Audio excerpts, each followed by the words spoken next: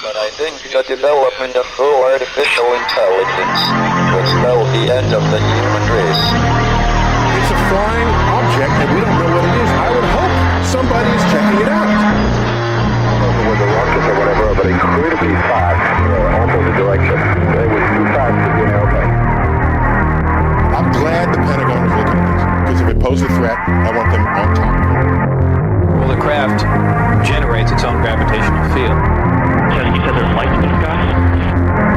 The internet has become the command center for criminals and terrorists. 911, what's your emergency? I need help, please, please help! Aliens won't let it happen. You know, that's what we're instructed to say. Roswell, Area 51.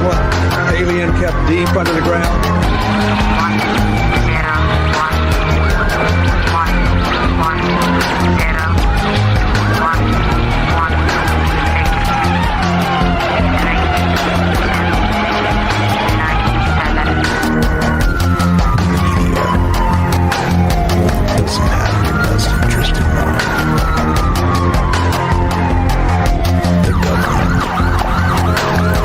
self-serving.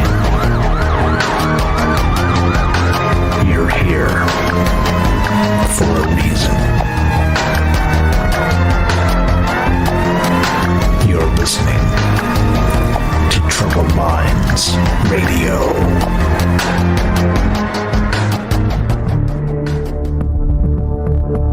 Broadcasting live from a secret bunker just off the extraterrestrial highway. Somewhere in the desert sands outside of Las Vegas. From somewhere in space-time, loosely labeled Generation X on planet Earth.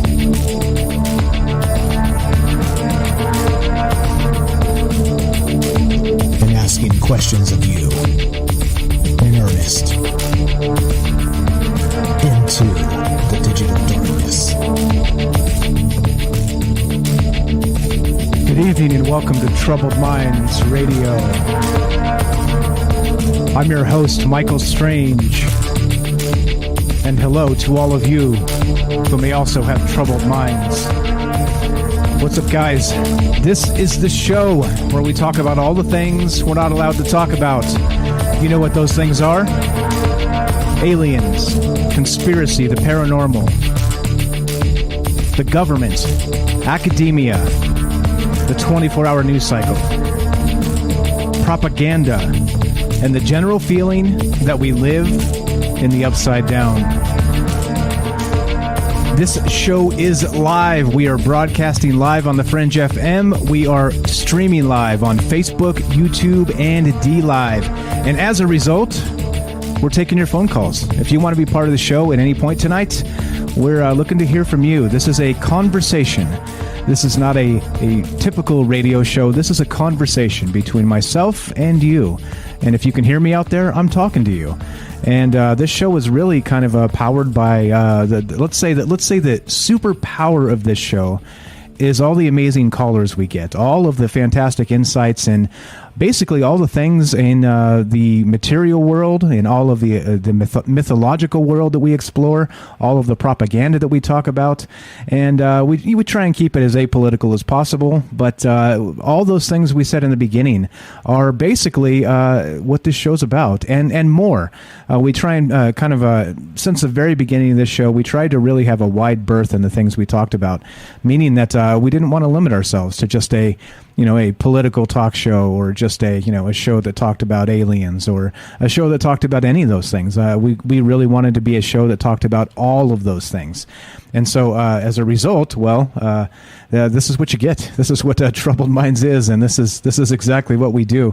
So part of the phone number bit that I was saying is you can give us a call at this phone number, by the way, 702-957-1037. That's 702-957-1037.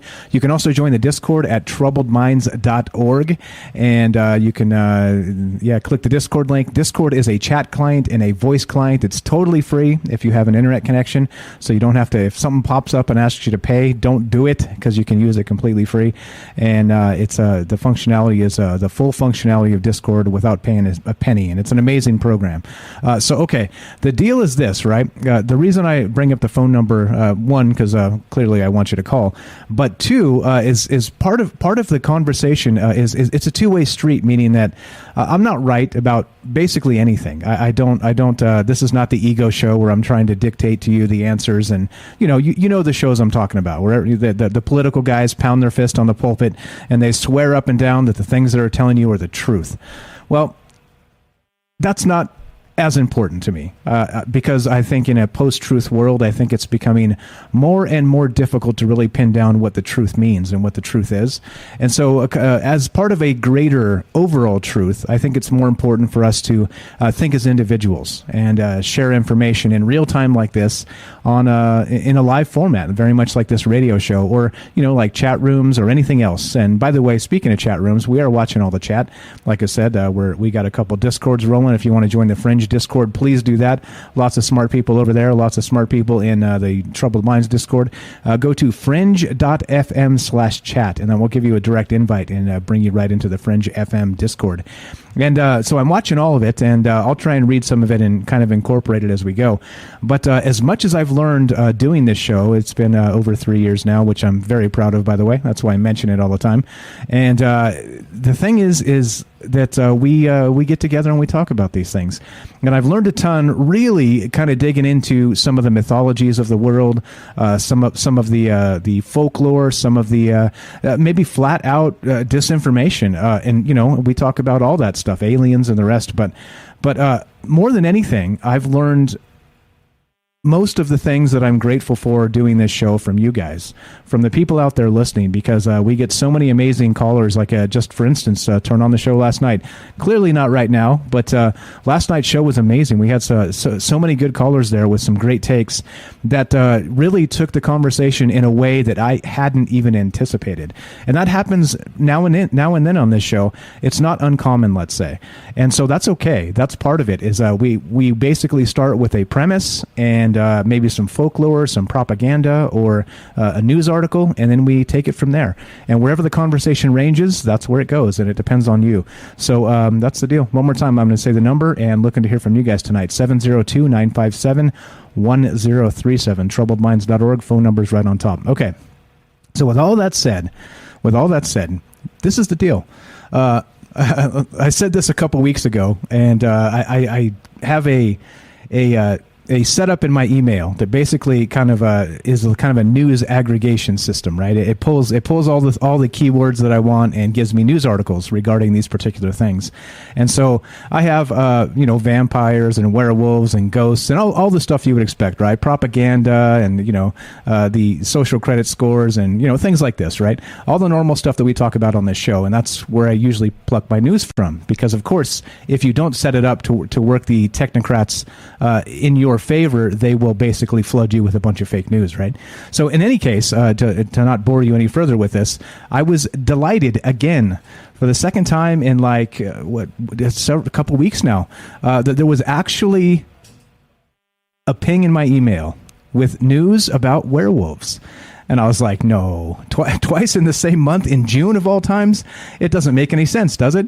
And so not that long ago, a couple weeks back, we had a show on werewolves. And not just werewolves, but some of the stories, but portals, right? Portals from maybe some of these paranormal hotspots are, is talking about skinwalkers and werewolves and portals and this type of thing. And I thought it was a fantastic conversation. Like I said, as adults, we need to stretch our imaginations as well and consider these things as possibilities.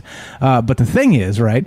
The thing is that since werewolves is back in the news, and I'll show you that in just a second here, and I couldn't just do werewolves again, all right? Because, well, we just did that. We just did the werewolves and the portals. So I think to mark the occasion of having some nice tabloid news of werewolves, I think we're going to talk about instead maybe some werewolf stuff, but as a general overall mythology of this, what a shapeshifter actually is. Meaning, of course, the most basic and the most probably the most famous shapeshifter that everybody's aware of is the werewolf, right? It's the legend goes something like this, right? They get lycanthropy, they get bitten by a werewolf or something like this. They get cursed, and by the light of a full moon, they turn into a monster, like a wolf-like monster or a werewolf, right? And so that's probably the most famous shapeshifter, in my opinion. If I'm wrong, again, I'm looking to hear from you guys if you want to correct me on that. But these shapeshifters have been all over, every culture the world over. I was looking into some of this, of course, before we started here, and it's literally every culture. Everywhere out there, there's some sort of shapeshifter legend or mythology that was happening hundreds, thousands of years ago. And so, so aside from the werewolf, we're going to kind of look at some of that tonight and get into a bunch of maybe some of the mythologies and some stories and some things like this. But interesting to note about not just werewolves, but shapeshifters in general. There have been modern claims as well. It's not just, we're not talking about, from 600 years ago in the United Kingdom or anything. It's basically from everywhere. And not only that, there's some recent ones that we can kind of cite where people have said that they encountered a shapeshifter today in the modern age, like a year ago type stuff. So pretty good stuff. Like I said, I hope that this is something that interests you, because it does interest me. And so I'll show you the article that got us started here, that got me onto this actual werewolf kick tonight. And by the way, speaking of werewolf kicks, it's notable, so I have to mention it, that we've been waiting with bated breath on this UFO report, the 6-month UFO report, which was supposed to be due, according to Marco Rubio, sometime this week, okay?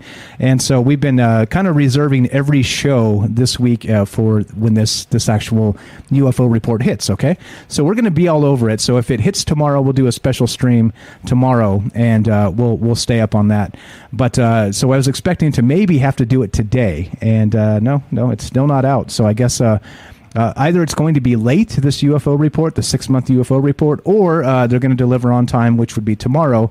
And so as a result of that, we usually don't do a Friday show, but we will do a show tomorrow night at the same time, 7 p.m., just to make sure that we're able to cover it, to basically be first on this, because as always, if we let it be and let the media soak it up and do their thing, they're going to lie to us. So it's best to get the document ourselves and read the document ourselves. And that's what's up. So just notably, I had to mention it because we're kind of all waiting for that, and it may be a tomorrow thing. So we'll see what happens tomorrow.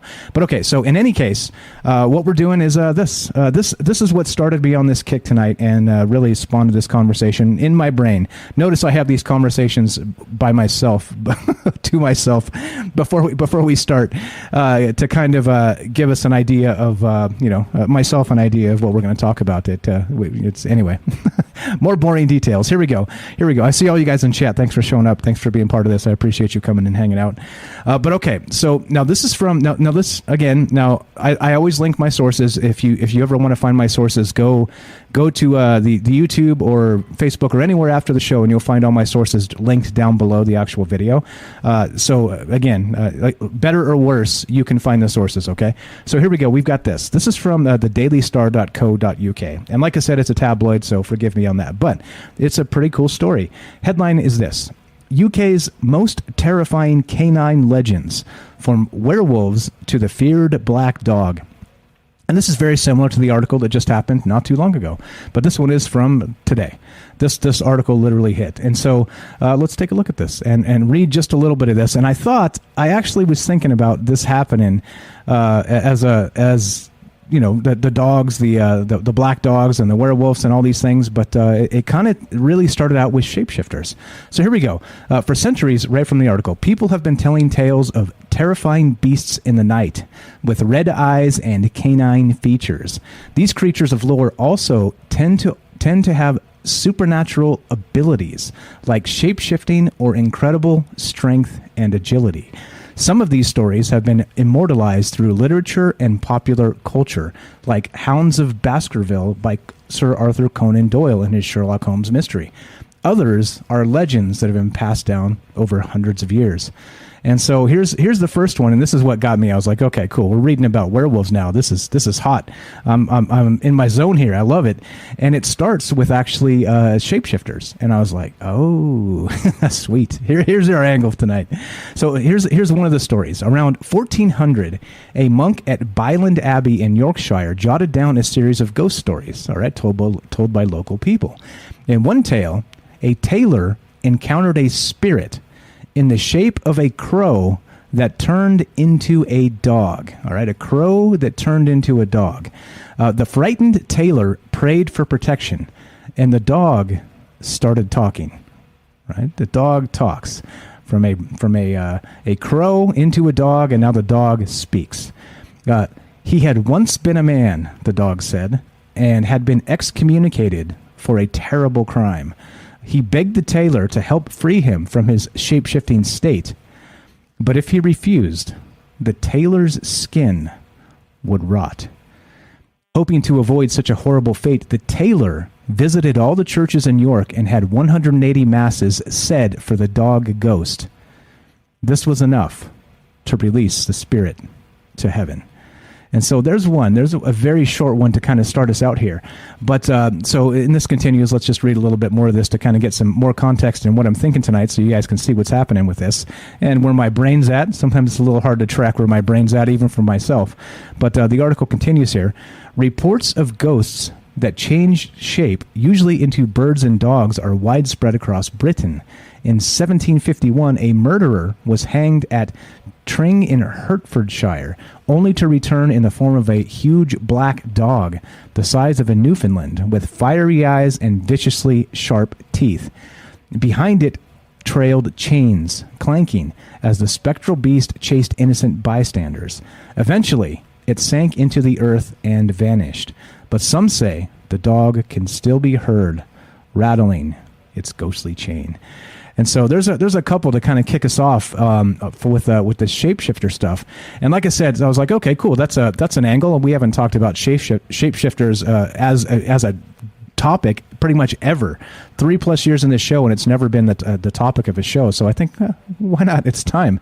But so just a couple very, very short and amazing stories, kind of insightful about not just where this stuff may come from, but that, not only do we have these stories of, shape-shifting dogs that are maybe cursed, right, from the crow to the dog with some sort of curse that was damned, excommunicated from basically humanhood, from passing on as a spirit into the wherever it happened he was going, whether it was the good place or the bad place or somewhere in between, depending on, of course, whatever you believe. But point being is that this stuff is all over the place. It's all legends, not just in the West, but legends, of course.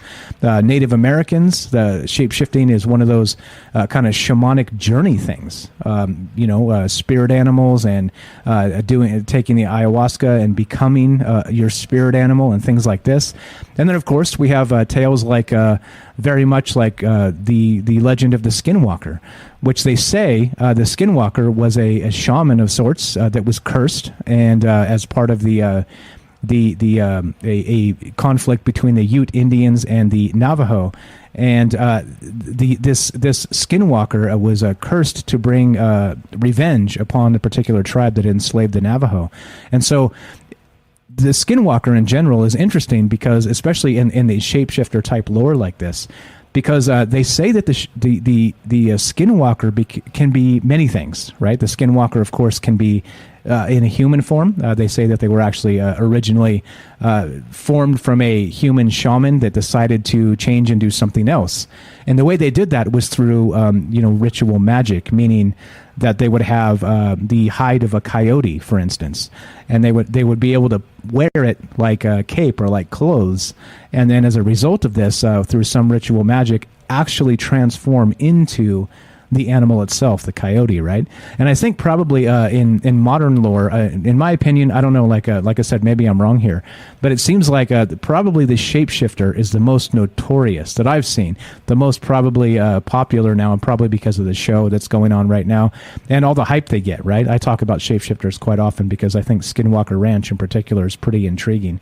But the ranch itself is for another time, and maybe another portal conversation or something. But yeah, so you kind of get the idea. So not just with things like this, there are in clearly in pop culture we have. They say that aliens are able to shapeshift in some capacity, right? Meaning that people have claimed that reptilian aliens can actually turn into people and be able to disguise themselves that way. And, people very much like David Icke, right, has claimed that the Queen of England, infamously, let's say, is a shape-shifting reptile. And so, it kind of runs the gamut, this conversation, with not just the shamanic tradition or, a particular place in the world.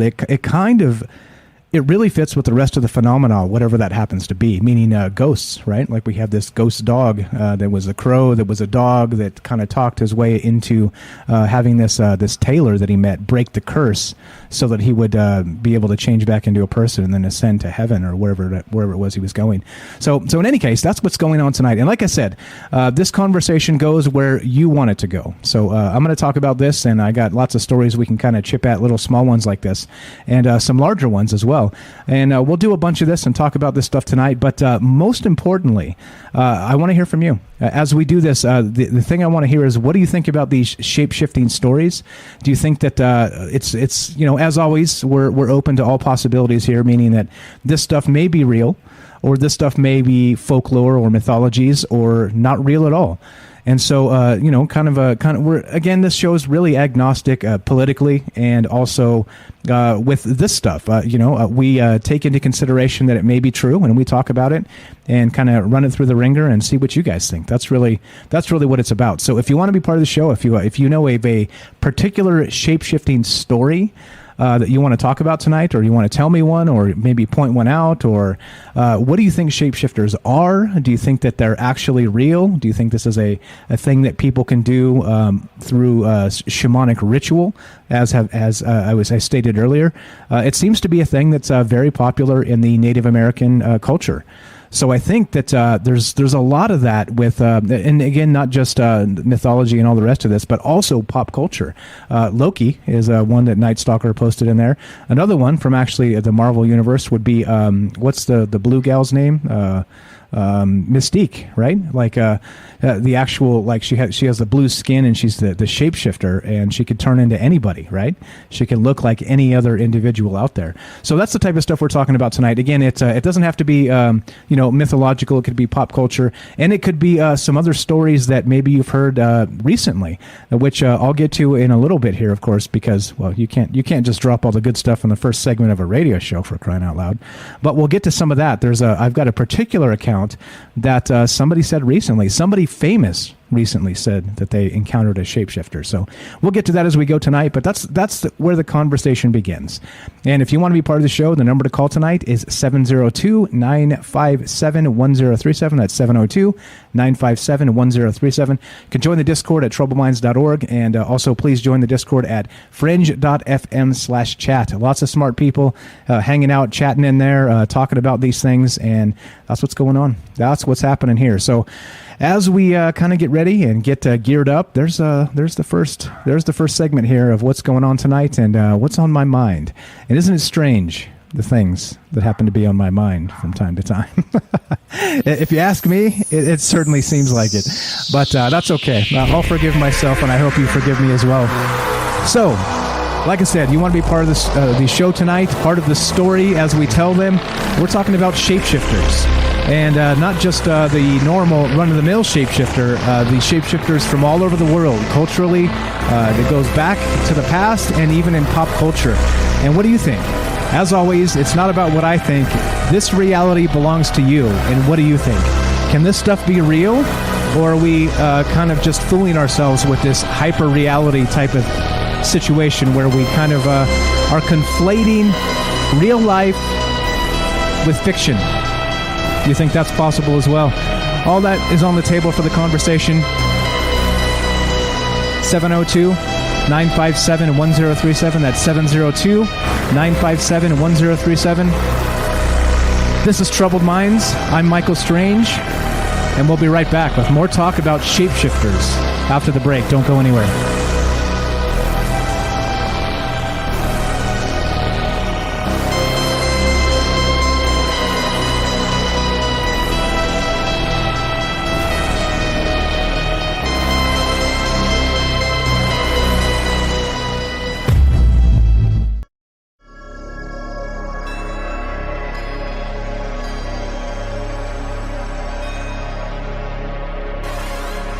Welcome back to Troubled Minds. I'm your host, Michael Strange. We are streaming on Facebook, YouTube, and DLive. We are broadcasting live on the Fringe FM. We're taking your phone calls tonight. If you want to be part of the show, and of course this show tonight, we're talking about shapeshifters. And they could be mythological, they could be pop culture, they could be whatever you want them to be, because of course they're shapeshifters, aren't they? That's what's on deck tonight. That's the conversation as we wait for the UFO report to drop, which did not drop today. So I figured, since we'll probably be talking about aliens tomorrow and UFOs and what the government has to say about all of it, let's talk about something different. And so here we are, talking about shapeshifters. If you want to be part of the show tonight, you have comments on this. The question of the night, of course, is do you think shapeshifters are real? And in some cases, like we said, it's shapeshifting is part of the shamanic journey, as they've said in the past, right? With the whole maybe ayahuasca or the peyote and more of the native tradition where they become their spirit animal and things like this. Again, I'm probably butchering that in a terribly ignorant way, but I'm doing my best here. But you understand that it seems to be a ritual practice where people have believed that this is possible and that it has been possible for a very long time. And so that's what we're talking about tonight. We'll get into some of these and some of these other stories and talk about this as we go. But looking to talk to you. Phone number is up on the stream here. As always, go to troubledminds.org, click the Discord link, and you could also find the phone number right at the top of the website, 702-957-1037. That's 702-957-1037. And okay, so let's go here. Now, I was kind of looking into this, of course, as I do, and it turns out that it is not just a shape-shifting thing for, of course, like I said as we started here, not really werewolves, but also, for instance, this right here. This is from a website called otherworldlyoracle.com, otherworldlyoracle.com.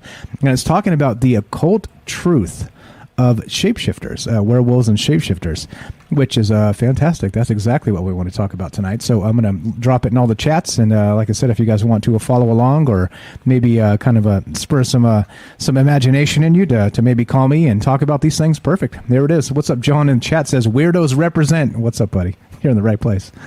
You're in the right place. All right, here we go.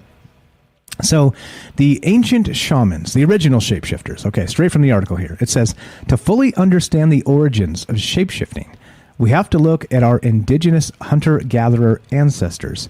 Dating back thousands of years to the time before agriculture, there were men and women called shaman who were consulted by their tribes to answer questions about disease, war, and nourishment. Shaman were wise people and worked with herbs and animals to attain outcomes for their people. They were spiritual leaders who crossed the barrier between the physical world and the spiritual. And they were the original shapeshifters.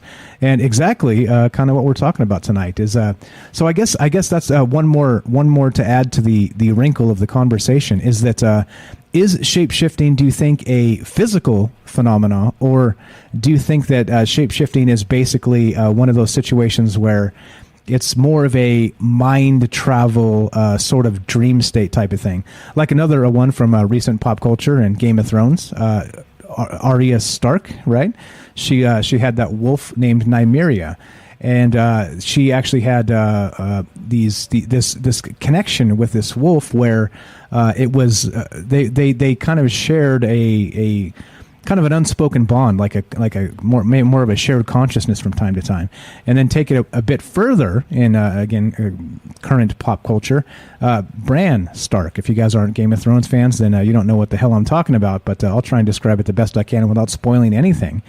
But Bran was what they called a green seer, and so he was able to leave his body and actually inhabit the body of a crow or of a wolf or things like this. So not only was he able to leave his body sort of in the astral sense, in the sort of a kind of a maybe spirit walking, or as this article here describes, maybe leave the physical world into the spiritual world and become something else, become these a different animal, and as we said in maybe the native tradition, a spirit animal.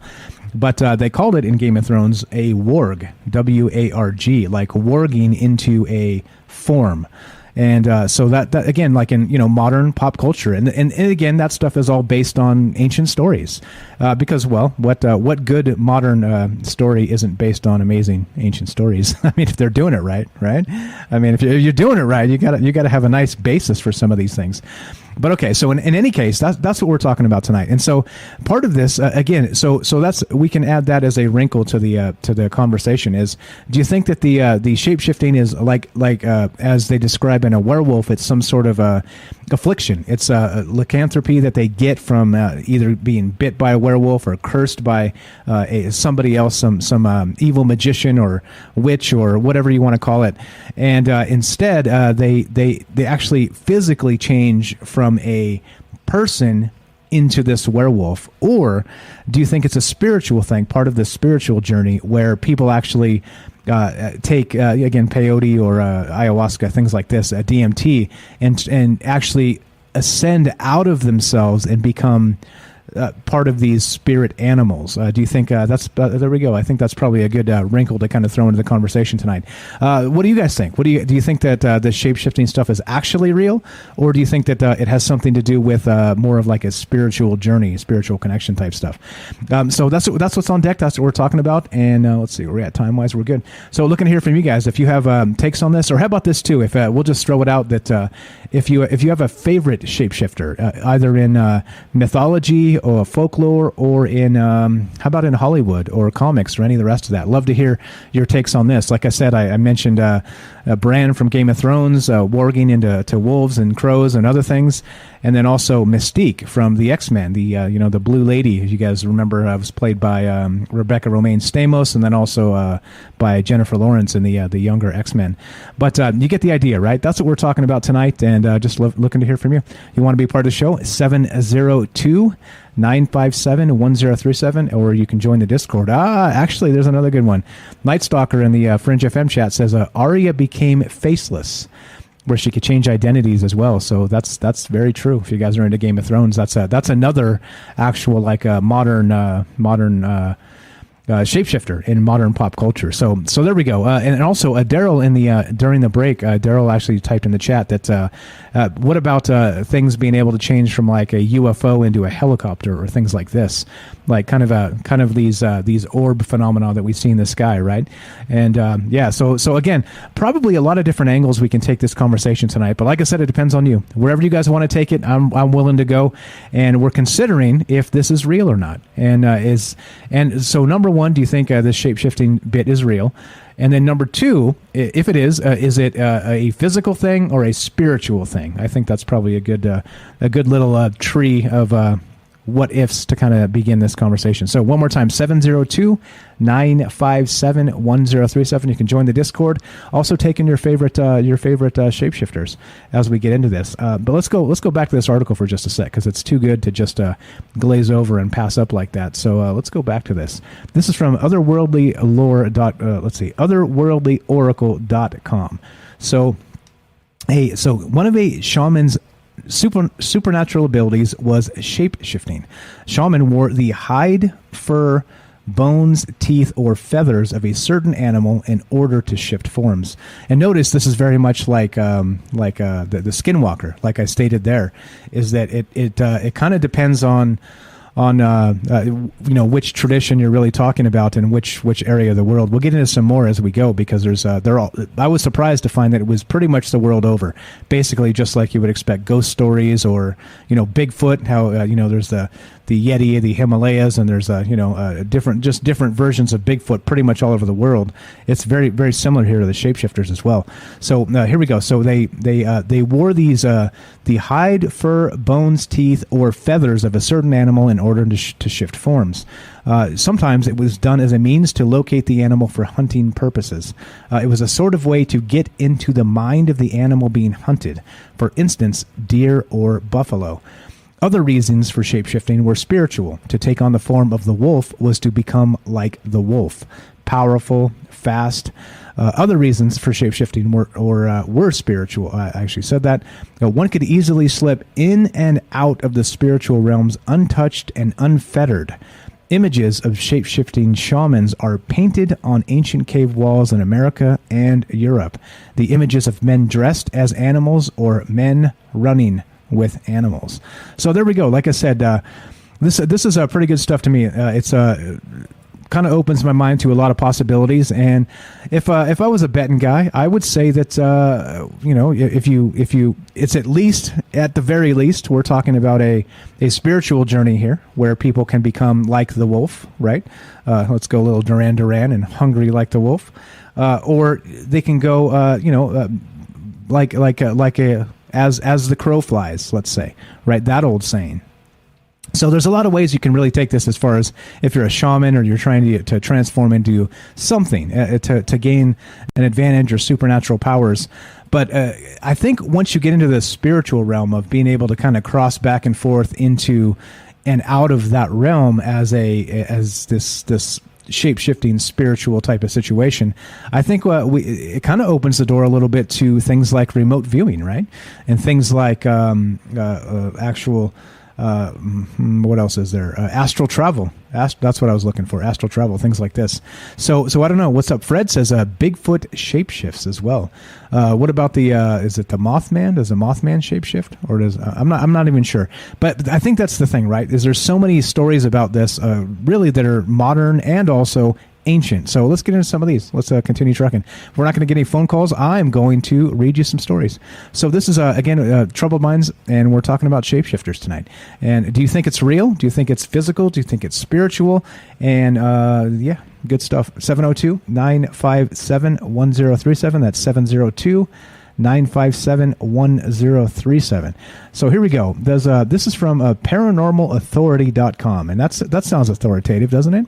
I'm linking our actual sources here, as always, and you guys can check it out. But here we go. Let's see. There we go. Let's put them on all the chats. What's up, guys? I see you there. I see you guys in the chat. Thanks for all the great chat here. All right, so let's go to this. Mark the source, linked it. Let's go to this. This is types of shapeshifters, and this is again from paranormalauthority.com. So as we continue this, and before we get into some of the actual stories of what these shapeshifters might be, very much like we started with a couple quick stories, there are more, of course. There are plenty of stories like this. But here we go. There's types of shapeshifters, they say. So there are multiple types of animals that are common in varying myths, but none so more than the werewolf, which we said. This popular concept is also known as lycanthropy. The ability to turn into a wolf exists in Native American, European, and Canadian cultures, but often seems most heavily used in Norse mythology. You see, the world over, really. And so Loki, the famous Norse god, is said to have turned into a female wolf in order to bear his son Fenrir. The Volsunga Saga is a poem that was written in the 13th century. In it, many mythological characters turn into wolves, both on purpose and by accident. In Scandinavian culture, there also exists the Maras, an entire race of female werewolves. So stories from Trinidad and Tobago also include humans that have the ability to turn into wolves. They are often referred to as the loup-garou, which of course is a French term, another term for werewolf. It's L-O-U-P. And like I said, excuse my French, it's horrible. I don't speak one single word of it. So if I butchered that, well, Oh, well. Oh, well. Sorry, Frenchies. Anyway, it continues. Let's see. It is believed that abilities are handed down from ancient Creole families that practice old African magic, or perhaps even a family member that considers themselves to be a witch doctor. But there are many other types of shapeshifters, varying in appearance, ability, and perhaps most importantly, intent. Here are some examples of humans that change shape for malevolent reasons. And they've got a whole bunch of these. The skinwalkers, the Wendigo, the Ijirak, I think is how you say that, the Oswong, the Kumiho.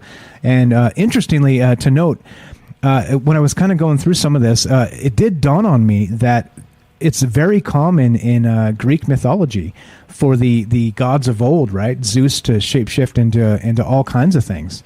And so not just him, many of the other gods of Olympus, right? If you go back and kind of read some of those old stories, and they were shapeshifting into things all the time, right? To kind of hang out in the garden as an animal with, a particularly attractive woman, if you're Zeus, wink, wink, you know what I'm saying? And then he'd turn into Zeus and be like, hey, baby, I've been hanging out here as this goat. And, I say goat facetiously, but it was some, I can't remember the exact tales, but he would do things like this to try and seduce, the maiden fair. So lots of this stuff in Greek mythology as well. So kind of, like I said, really the world over, this is the type of stuff that is not just one place and not just one area and not just one time. So here we go. There's more. What else is here? Let's see. Anyway, like I said, looking here from you guys. What is your favorite shapeshifter out there? And is there? Do you think there's any truth to this? One, physically, do you think it's possible? Do you think werewolves are real? I know it's an old myth, but there are some people that believe that you can be cursed into a werewolf of sorts, right? And do you think that the spiritual journey? How about this? Is anybody out there able to actually do that spiritual shape-shifting journey, kind of like like I said, the shamanic tradition? If anybody can actually do that, that's what I'd love to hear. Let's see, what else do we got? You guys in the chat crack me up. Oh my goodness gracious! I'm not reading that. Okay, so anyway, as we continue here, there's more. But I'd love to hear from you. 702-957-1037. That's 702-957-1037, and talking about shapeshifting tonight. And what does this mean? Is it fake? Is it real? Is it somewhere in between? Is it a physical thing? Is it a spiritual thing? And there we go. Let's see. Gio says that was actually fairly well pronounced French, Mike. Well, thank you. I swear I don't speak a word of French. I swear. I guess maybe that was my first word. But here we go. Let's go to shapeshifting in Greek mythology for just a sec. Shapeshifting is a common occurrence in early Greek literature and often linked to deities, such as Homer's The Odyssey. In the epic poem, Odysseus's men are turned into pigs, thanks to the goddess Circe. Proteus, a Greek god of rivers and oceans, is also known for his shape-shifting abilities. Gifted with the ability to foretell the future, Proteus was often sought out by gods and mortals alike. He would answer their questions, but only if they happened to catch him first. He would often change shape in order to elude anyone who searched for him. And so I think that that's pretty good stuff, right? I think you go back to Greek mythology. And who doesn't love Greek mythology? Come on. If you don't love Greek mythology, I think you're not human, right? Maybe you are a shapeshifter, but you're posing as a human being instead from your animal form. But in any case, let's see. Okay. Yeah, we got some good chat. Jack says he's a vampire. In the classic Art Bell. Oh, interesting. Tell me more. Tell me more about you being a vampire. All right, so there's, again, more stories here. Shapeshifters in Irish and British mythology. Fairies, witches, and wizards make frequent appearances in Irish and British folktales, and they often have the ability to change their appearances as a plot device. It is believed that many types of fairies were merely limited to creating glamours, also known as temporary illusions to slightly alter their appearance. But many witches and wizards had the ability to shift themselves and others into any shape they wished, be it an animal, a human, or even some type of plant. Witches were believed to turn into hares, sneak onto properties, and steal milk and butter. Hares, of course, rabbits. But there you go. There's a good one. Daryl says in the chat, how about changing water into wine? That's a good one. That goes into deep into our actual current mythology, right? I hate to put it that way. I don't mean it like that, but you understand what I'm saying. Is that clearly it was said that Jesus was able to turn water into wine. So I mean, this is the type of thing, right? Is this stuff real? Is this the stuff of legend? Is it just really a something to chase your tail with, something to like they say in this article here, which is great, by the way, paranormalauthority.com, fantastic website.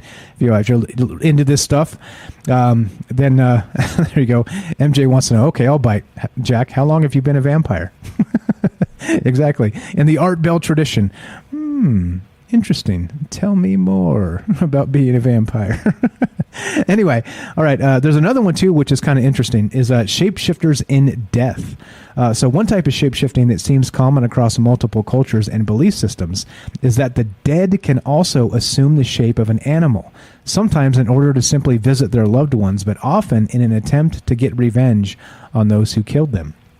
These ghostly visitors often assume the shape of birds, such as a white dove or a white duck.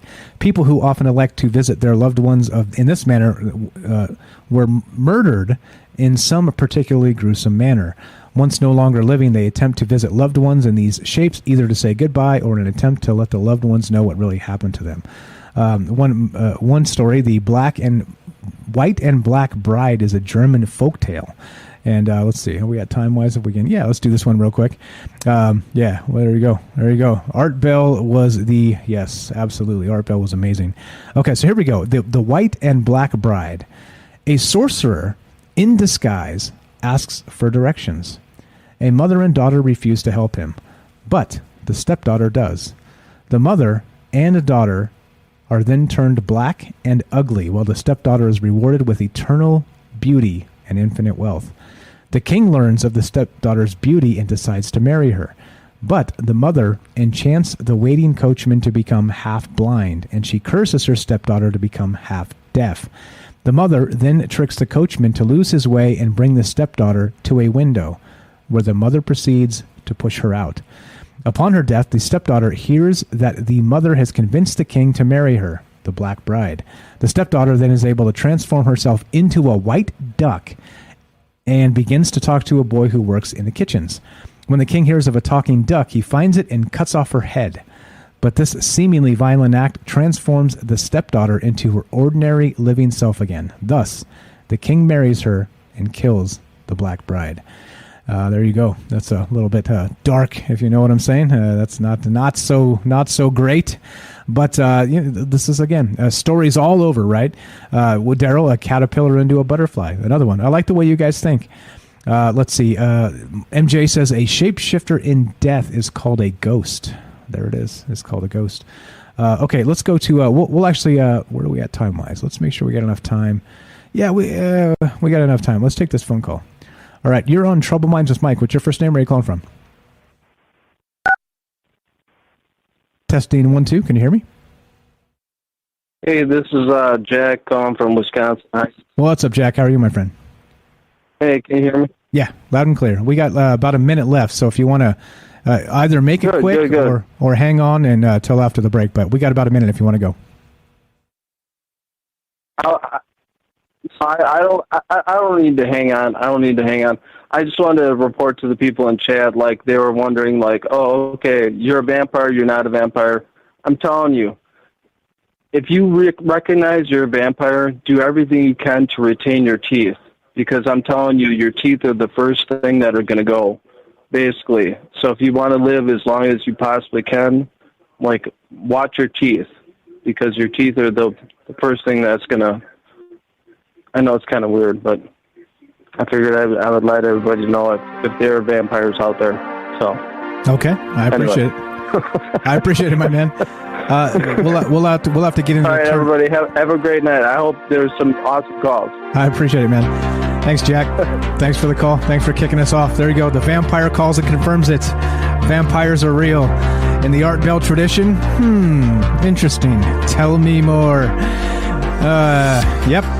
This actually is Troubled Minds. I'm Michael Strange, and we're talking about Shapeshifters tonight. And if you want to be part of the show, 702-957-1037.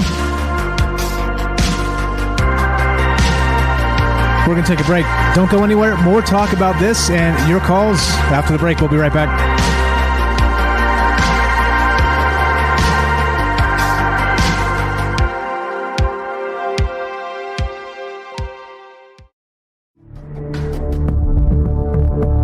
Broadcasting live from a secret bunker just off the extraterrestrial highway. Somewhere in the desert sands outside of Las Vegas. From somewhere in space-time, loosely labeled Generation X on planet Earth.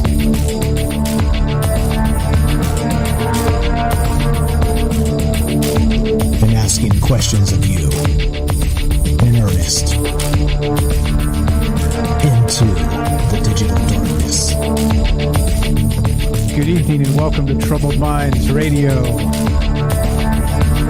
I'm your host, Michael Strange, and hello to all of you who may also have troubled minds.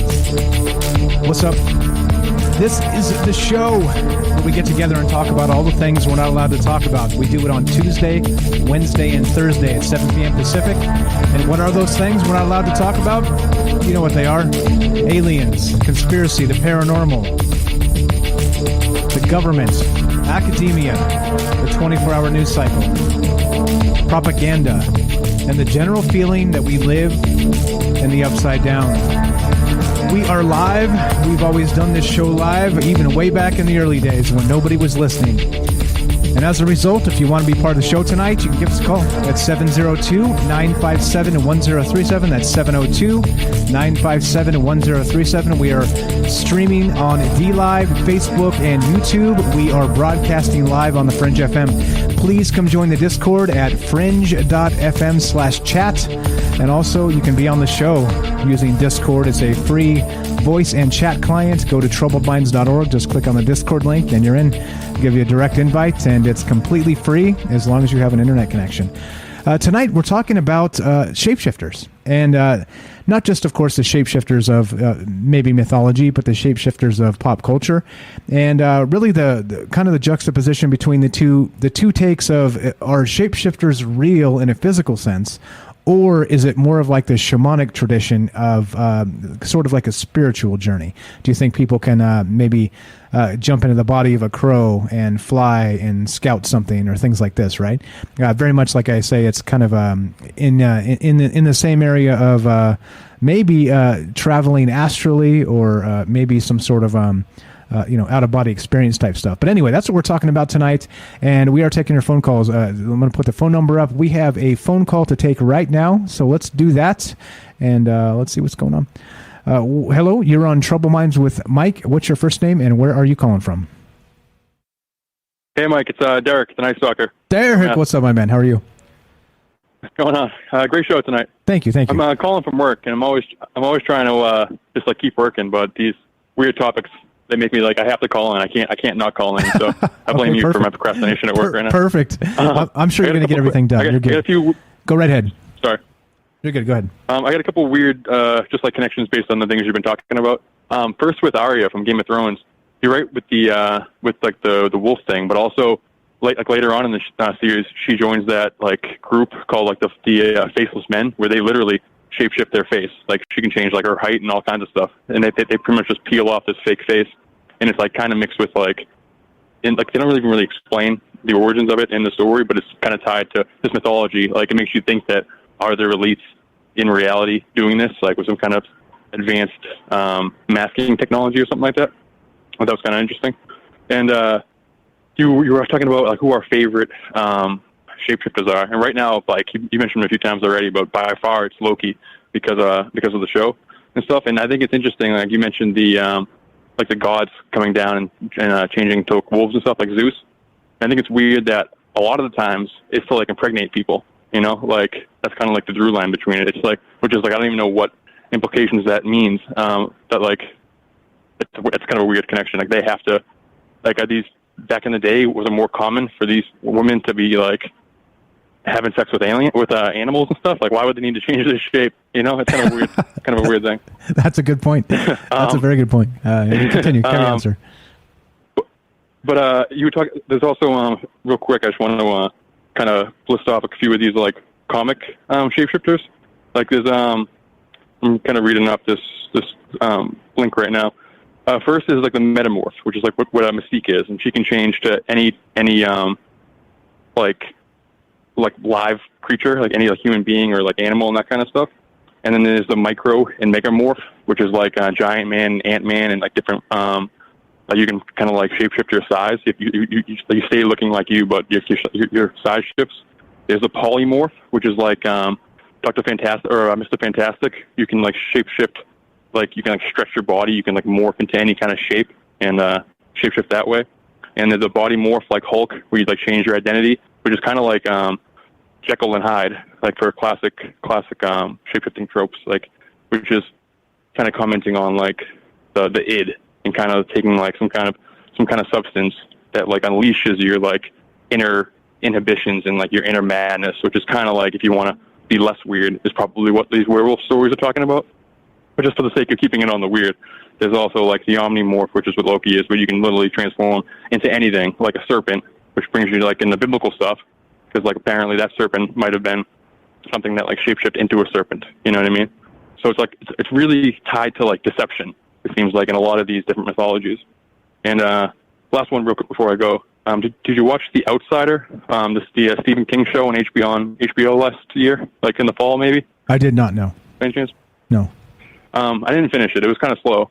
But essentially, like, there's like somebody who's stealing people's faces, pretty much, or like committing crimes, like at two places at once, basically. And it's like very grounded. It's not really even paranormal until they get to this element of this like shapeshifter, and they call him El Cuco, which is like a Mexican folklore based on somebody who like apparently it's like almost a big mass of like worms or like insects that will steal the DNA of a person via like touch or like scraping somebody or something, getting a little bit of their DNA, and then they can wear it and change their shape to like imitate that person. And any DNA that's found on the scene, it's theirs because they're matching the DNA completely. And this apparently, like in the show, they give a bunch of different examples of like parallel El Cuco mythologies from all around the world. And it's like similar to Pennywise, and that it feeds off emotions, but in this case, it feeds off of sorrow. And apparently, it's like pervasive. It's kind of like the Skinwalker, but he like was never a human.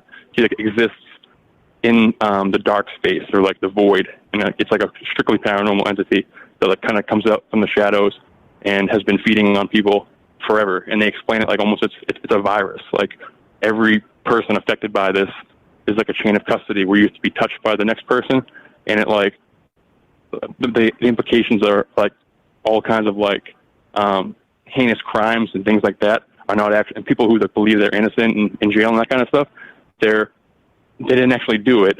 The person who did it was a shapeshifter stealing their identity so they can like feed off the grief and sorrow that's caused by pretending to be somebody that they're not. You know what I mean? Yeah, no, so I think that, yeah, I'm with you. So it's, there's a kind of a lot there. I've seen that spirit touching thing where you pass it on from person to person, right? With, what was that show? Yeah, it's like a virus almost. Yeah, exactly. Interesting. No, I've never seen that. So you quit watching it. Why? Because it was bad? What happened? It was a little bit, it was kind of slow. Like it could have been 5 episodes instead of 10. So I stopped on 7. It was just getting good, but there's just too much content out there. Gotcha. Not enough mythology, you know? Gotcha. But apparently it's like based on a real thing, El Cuco, and it's like not just in Mexico. I guess every legend kind of has this grief eater, they call it, which like feeds on the sorrow caused by him like creating mischief and pain while wearing the face of somebody else, you know, which I think is like a weird shapeshifting thing, you know? Yeah, definitely. But sorry for rambling. I just wanted to get that all out quick before you're cool. I go back to work. You're cool. Well done as always. Great show. Thank you. I appreciate the call. We'll talk to you soon, my friend. That's Derek from Massachusetts, a Night Stalker. Get your work done, bro. Get to work. Talk to you soon. Thanks. Have a good night. There you go. We're taking your phone calls, guys. Fantastic stuff from the Night Stalkers as always there, and a lot of good points, a lot of good things there that we're talking about shapeshifters tonight. And always bringing the details, this guy. Very knowledgeable about esoterics and mythology and all the rest of this stuff. But a lot there, right? There's kind of a lot to talk about. The Incredible Hulk, some of this stuff, kind of stealing people's identities to commit crimes or things like this. Lots and lots of in pop culture. But again, right, so that it takes us back to the core of the conversation is, do you think it's real? Do you think that because there's so many mythologies the world over that have been describing these things for thousands of years, these shapeshifters, do you think it's a real physical thing, kind of like back to the werewolf for a second, or do you think it's something a little more spiritual, where people take the this or the that or the other thing? And let's see, Yeah. Go ahead, Bailey. I see your message there. Okay, so anyway, we have another phone call. So we're taking your phone calls tonight, talking about shapeshifters, and the deal is this: do you think it's real? Do you think that what's your favorite shapeshifter of either pop culture, fiction, mythology, or maybe you're a shapeshifter? Maybe you can call in and tell us you're a shapeshifter. Like we had Jack say he's a werewolf, a vampire. No problem at all. And I'll do my best Art Bell and say, interesting. Tell me more. But taking your phone call, 702-957-1037. That's 702-957-1037. You can also join the Discord to be on the show. And let's go to Matt in California. Matt, you're on Troubled Minds with Mike. How are you, my friend? Good. How's it going, Mike? Doing very well. What is on your mind tonight? Calling up about to talk about shamanism. Okay, sweet. So and shamanism, it's like, I started studying shamanism. It's like ancient. It's cavemen were doing this, and if you take like cultures like in witchcraft and shamanism and even Native American tradition, if you strip away the culture, you'll start to find like these roots, these like similarities that all kind of connect and go together. How a shaman, their role is they live on the outside of the towns, and people will go to them for like spiritual advice and healing and things like this. And the shaman would use, like plant magic, spirit magic, stone like magic, and animal magic to, do things in the spiritual world, and then to bring change in the physical world. So they would like heal and do things like that. And so, it's all kind of connected back to the roots of shamanism.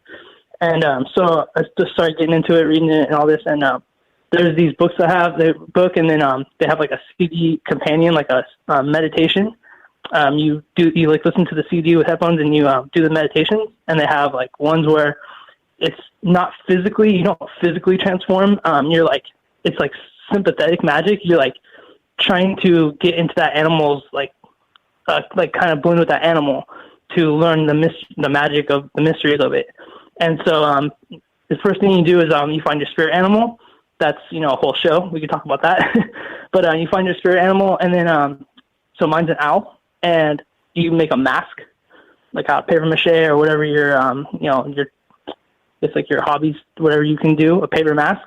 And then you, kind of like you see like in the Native American cultures, they like dressed up like the birds or whatever animal they were trying to get power from, and they would dance around like a ritual. And then you lay down and do the meditation. And so in these meditations, it's not, aren't physically changing into anything. It's kind of like in a trance state, like a dream that you remember. So you're just meditating. Okay. And go ahead. I'm with you. I'm following. This is fascinating. So you've actually you've done this? You've tried this? Yeah, like I said, there are CDs that go. They're like meditations. There's all kinds of guided meditations. That's what they're called out there that can help you guys do this if you're interested in it. And so the first things that I see in my visions is that I'm on the ground. I'm running in a forest, and I'm following an owl. And so in a lot of stories, like great stories, you'll notice that most of them happen because people follow an animal. Like there's an animal somewhere in these stories that like lead the heroes to the event, or lead the heroes to meet each other, I guess. Does that make sense? There's stories where they follow an animal. And so, then I'm following this owl, and then I start to feel that I'm lighter and I become an owl, and I'm like, flying above the trees and just noticing everything in like a totally different sense of like how an owl would feel like seeing the bugs or seeing, you know, like bugs as food and seeing like the currents of the wind that I could like fly on. And yeah, it's pretty interesting stuff. You can do that. Yeah, that's pretty good stuff. Shamans can transform into any animal. It doesn't have to be your spirit animal or whatever. It's basically whatever. Like you'll know what to transform into, like judging on what the next, like, I guess, complication is. Like if you need to climb a tree, you know, you can turn to a bear. Like whatever the situation is, you'll change into that, and they'll change into that animal. That's what the shamans do. Okay, so is it more a spiritual thing, sort of an out of body experience, or is it a physical thing? Do you think there's people that actually change into sort of like the skinwalker? They say with the hide of a coyote could change into a coyote or a wolf or things like this. I guess it could be both. Not saying that it can't be physical. It totally could be out there. But what I'm talking about is spiritual, more like I said, it's like in a trance. You don't physically get turned into an animal because, you know, you think about like a werewolf, how much that would suck to like break all your bones and transform into a werewolf. Yeah, right. Or like exactly. the Hulk, you know, ripping out of his clothes. Yeah, totally. So it's more of like in your mind. Okay, it's not what I'm talking about is physical, but yeah, there's all kinds of stories out there with the werewolf. And of course, you know, we talk about werewolves. You got to talk about vampires. And there's that the chupacabra. That's like pretty close, the closest thing I could think of to a legit, like, real vampire. I've never seen any real vampires or real werewolves before, but you know, hey, I'm not saying they're not out there. Right, exactly. I've never seen one. so cool.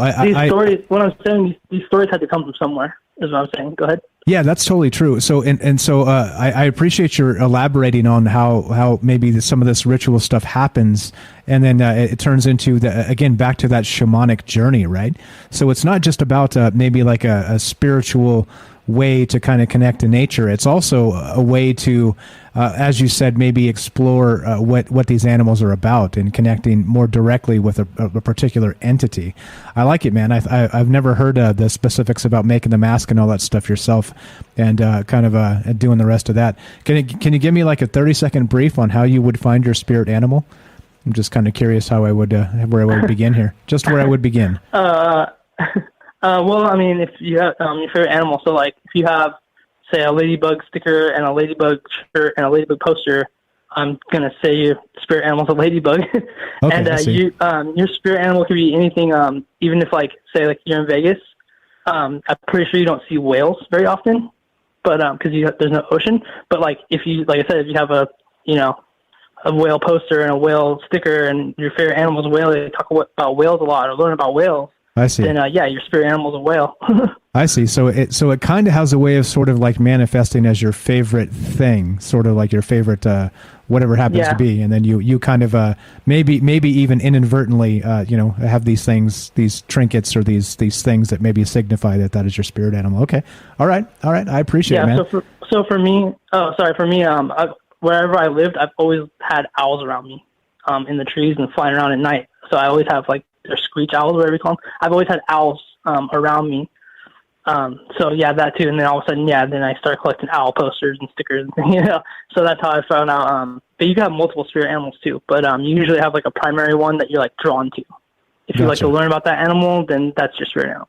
Gotcha. Okay. All right. And there's power there. If you can learn about the power of the animal, you could bring it back and have that power. So like an owl is wisdom. So whatever you can just look it up on the internet, type in your animal. What is this animal mean? Is it a spirit animal? And it'll tell you, all the, if it's a horse, you like to run, or, things like that. Sure. Okay. Cool. I think that's probably something we'll have to do an entire show on in the coming days here. As always, Matt, I appreciate it, man. Amazing stuff tonight. Thank you for the call. Anything else while we got you on the phone? No, just like I said, it's an ancient thing. So it's all connected. Go back to like the roots of, if you look at shamans, like this was like on caveman wall paintings. Like this is how old this is. Yeah, exactly. Like they do depict this in cave paintings. I mean, literally back to the ancient days of humans. Yeah. So yeah, absolutely. Oh yeah, and also Also, even though I'm talking about shapeshifting, sorry, the skinwalkers terrify me. I don't like skinwalkers. Right? Remember, we had that guy on the show that said he saw a skinwalker, man. Yeah, that it horrifies me that they're out there trying to find him and they're finding all this anomalous stuff. We'll keep an eye on that as well. Yeah. I appreciate it, man. Thanks for the call. We'll talk to you soon. Thank you for listening. Thanks for participating. Thanks for the phone call. Always great stuff. Thank you, Mike. Bye. Thanks, bro. Have a great night. That's Matt from California. Always good information from Matt as well. Like I said, right? This is a conversation that includes you. And as we do this, the conversation goes wherever you want it to go. So we started with shapeshifting. We're on to spirit animals a little bit, and we have another phone call. Let's go to, it looks like John. John in Pennsylvania. You're on Troubled Minds with Mike. How are you, my friend? Hey, Mike. It's good to actually get a chance to talk to you. You as well. Welcome to the show. What's on your mind tonight? Hey, well, we you know how you were talking about shamanism and spirit animals and everything. That was sort of interesting. I have a story where I had seen something shapeshift, but at the time it was happening, I was in an altered state of mind.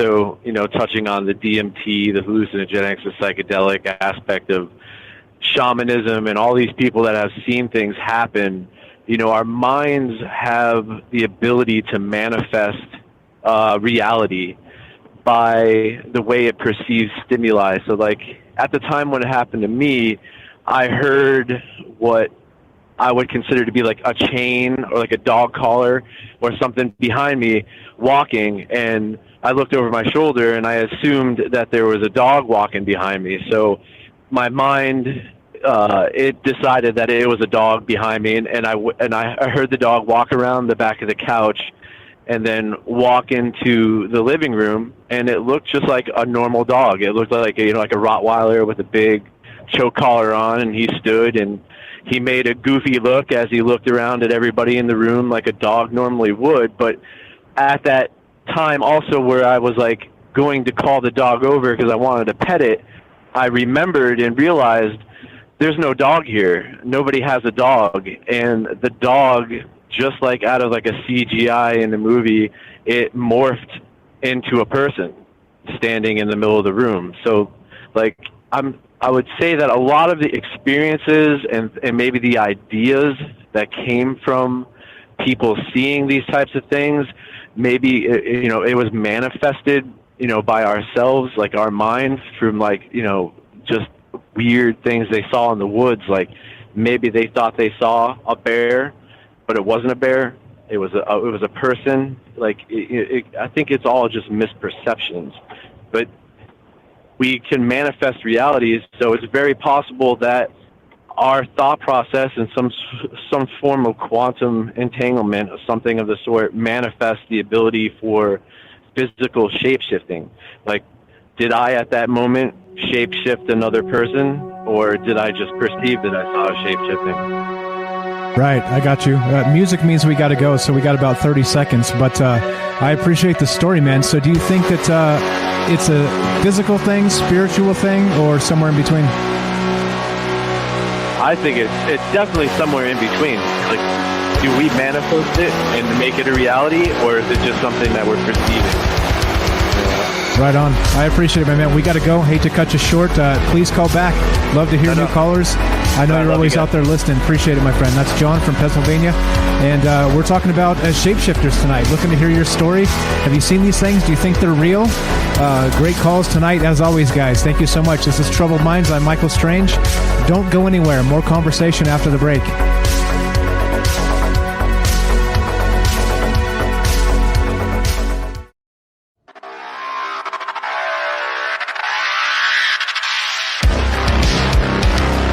All right, welcome back to Troubled Minds. I'm your host, Michael Strange, and tonight we're talking about shapeshifters. And so is it a spiritual thing? Is it part of the shamanic journey? Is this mythology? Is it phony? Is it real?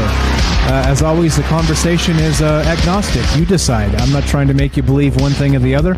It's just pretty interesting that we have some of these shape-shifting stories go all the way back to mythology, all the way back to Zeus, shape-shifting in the garden, trying to hit on the good-looking young ladies hanging out. You know what I'm saying? Wink, wink. If you want to be part of the show tonight, 702-957-1037. That's 702-957-1037. You can be part of the show. Tell us your story. If you've seen a shapeshifter, if you've never seen one, but you have a take on what you think they might be, is it real? Is it spiritual? Is it none of the above? Are we trying to fool ourselves? Taking all calls, and you're up. You're up. If you're out there listening, you are up.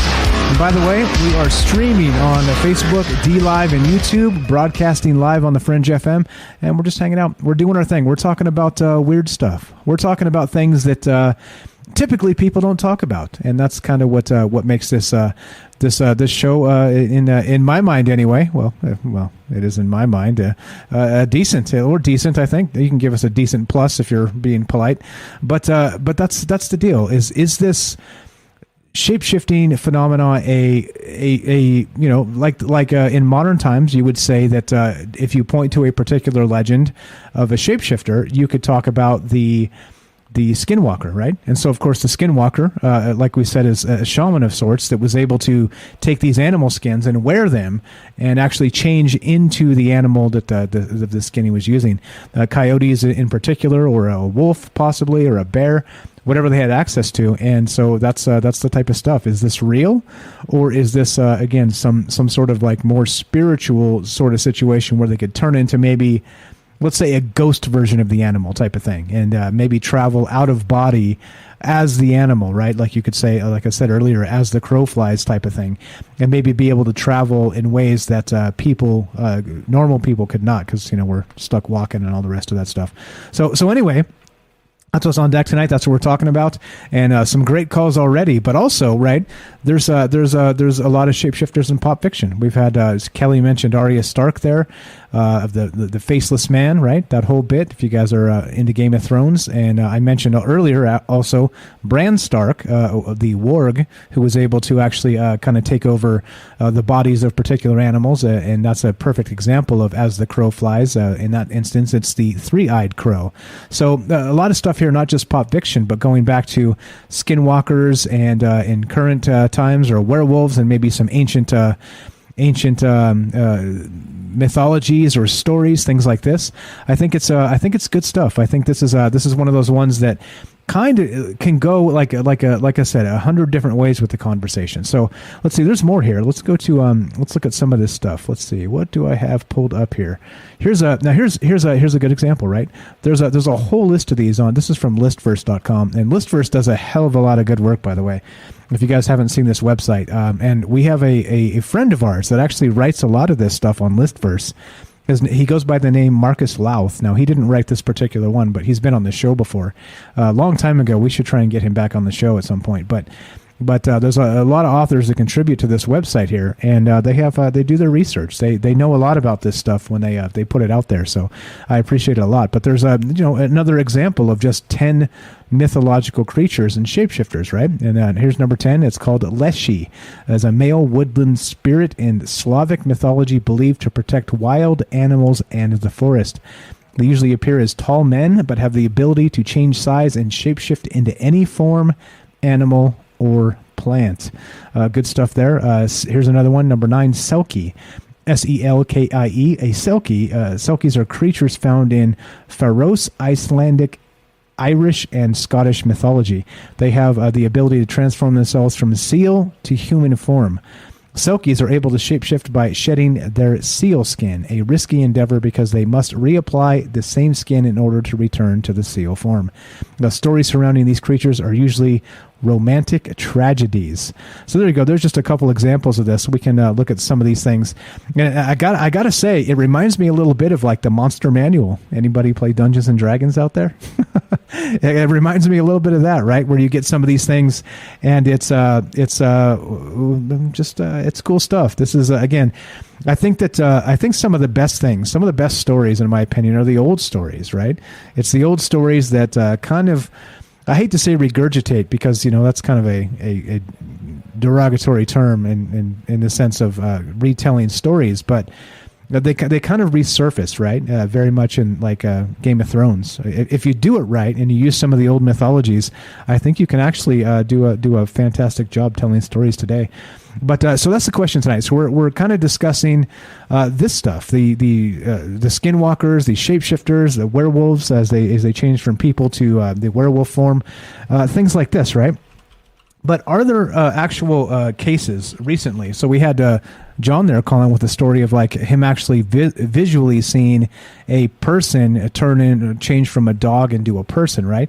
Now, admittedly, he said there were some possible, chemical induced brain stuff going on possibly, but still, this is the type of thing, right? Is anybody out there seeing a shapeshifter of any kind? And have you heard any stories of this happening recently? I think that's part of the gig tonight.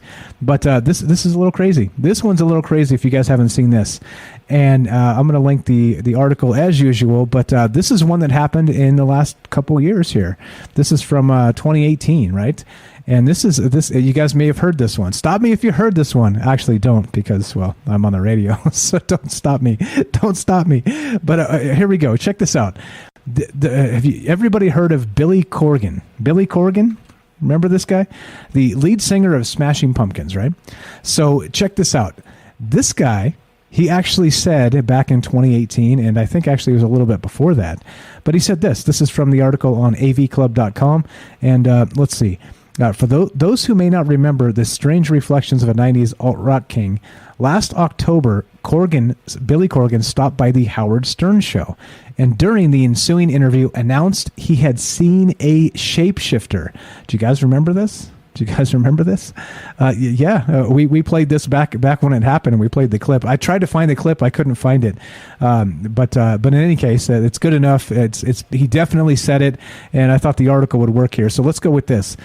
So he was awfully cagey on details at the time, simply saying he was with someone at one point, and then suddenly you turn around and there's somebody else standing there. And that's a quote. Leaving us to wonder about the circumstances of such a supernatural encounter. Our curious minds unfulfilled. This week, Corgan returned to Stern's show with the rest of the Smashing Pumpkins in tow, and he offered up another tidbit of the 100% real experience. And this is back to, again, 2018. In the above clip from the Howard Stern show, the host presses Corgan on the story with, it's William, now not Billy. He changed his name, of course, because, when we're young, we go by Mike, and then we get old and we're like, call me Michael. Right? Anyway, he says this. Billy Corgan says this. William Corgan, says, the story is even more fantastical than you think. Despite the singer informing Stern he'll tell him all the details privately off the air, Stern keeps pushing. Howard Stern, of course, right? One of the more boorish radio type guys. And he says this. I want to make news again with you, and leading Corgan to make the following admission. Check this out. Billy Corgan says this. The person was naked. And so he says, so clearly it seems like maybe he was engaged in sexual relations, let's say. We'll use the Bill Clinton term. I did not have sexual relations with that shapeshifter, right? But in this case, apparently Billy Corgan did. And so needless to say, it doesn't take long for Stern to make the obvious inference. Wait a second. Were you in bed with the shapeshifter? Were you making love, he asks? An understandable jump given the few circumstances in this modern world in which we're alone with another naked individual. This is a great article. Corgan continues to avoid confirming or denying, bored by the chore of saving face, you might say, as Stern presses him to admit it was a lover. Undaunted by the stonewalling, Stern pulls in Corgan's bandmate James Iha, I-H-A, I think it's Iha, who is likely trying so hard to cleanse the regrets of having to weigh in on the issue. What do you think it is, he asks, which Iha diplomatically replies, I have no idea. So this has actually kind of come out a couple different times with Billy Corgan talking about seeing this actual shapeshifter. All right. And so it was, for whatever reason, we can maybe assume, was it chemically induced? I don't know. But I mean, if you're actually having, let's say, I did not have sexual relations with that shapeshifter, if that's going on, like, you would probably know who you were, getting down with, right? I mean, you would expect that it's not, you don't get busy with somebody and it turns into somebody else. So you would expect that the person he started this act with was somebody familiar to him. But then suddenly he turns away and then turns back and he says that this person changed into somebody else. So what in the world is going on with this, right? So this is one of those ones that, like I say, when you talk about shapeshifters and you talk about not just the mythology, not just pop culture, like great stuff from all the callers tonight, the shamanic journey, pop culture stuff, actual eyewitness accounts, we've got this. Like, this is another modern eyewitness account from a very famous person that says, oh, by the way, I witnessed a shapeshifter. And it happened, and I turned my back and turned around, and it was like, what the heck? It was a person, and then it was a different person, when I turned around and then turned back around. So I mean, these are the things, right? So was for lack of a better term, was Billy Corgan high AF? You know what I'm saying? Or is this something that is happening out there? Was it some sort of situation where an entity of sorts was trying to get close to a famous person, right? By doing whatever this shape-shifting ritual sort of situation was. I don't know. But as far as I'm aware, no further details from this story has actually come out since. But it is a modern tale of somebody actually visually saying, I saw somebody actually change from one person to another. And so kind of it fits into the things of what we're talking about tonight, because holy smackerel, right? Like, we got a shapeshifter going on, and Billy Corgan saw one. And so not only that, right? He said it first on the Howard Stern show, and then when they came back months later, he doubled down. He didn't change his mind. He said, no, that really happened. That this is not something that I'm trying to make up for clicks or press or any of this stuff. It actually went down. And he was kind of so oddly enough, the weird part about this is he has not let the identity of this person out, as far as I'm aware. So if you believe Billy Corgan, of course, the singer of the Smashing Pumpkins, he says there's shapeshifters out there running around in the world, and he saw one with his own eyes. So that's the conversation tonight. What do you believe in this? Do you think he was maybe a little bit too much into edibles that night and was seeing some crazy stuff? Or do you think that who knows? Who knows? I mean, maybe this is real. Maybe this is a real physical thing. Maybe it's a sort of a ritual, spiritual, magical thing, sort of, that the person was able to maybe change into something else to his perception, right? Maybe they didn't change. Maybe he perceived that they changed based on some sort of let's say, magic of sorts. I don't know. Like I said, those things are not my expertise. I can't conjure anything other than a OK Plus radio show sometimes. But other than that, I don't know. Like these are the types of things that we kind of kick around as part of this conversation, because I don't know what this means. I mean, if people actually see these things and they're out there, John called and said he saw one. He's he can't be sure it was not a physical thing, but definitely he perceived it as a dog that turned into a person, right, in a place where a dog really shouldn't have been. So who knows? Like, this is the type of stuff that's going on out there, and what's actually going on? I don't know. You tell me. But that's the conversation tonight. What do you guys think? What is your favorite shapeshifter of maybe mythology or of pop culture? Or do you have a story? Maybe you've seen something like John saw, or maybe like Billy Corgan saw, right? And not to say that Billy Corgan's going to be any better story than anybody else, but everybody knows who the guy is. So it's one of those situations where he's kind of got something to lose, right, by telling that story. So who knows? Who knows? But he did. This is a real thing. He told the story on the Howard Stern show, and we played the clip way back when. I'd play it, but I think so. It was on that page there, but I think that there's like copyright considerations for it, because that's Sirius Radio and all that. So anyway, whatever. But so Billy Corgan, there's another one that actually saw.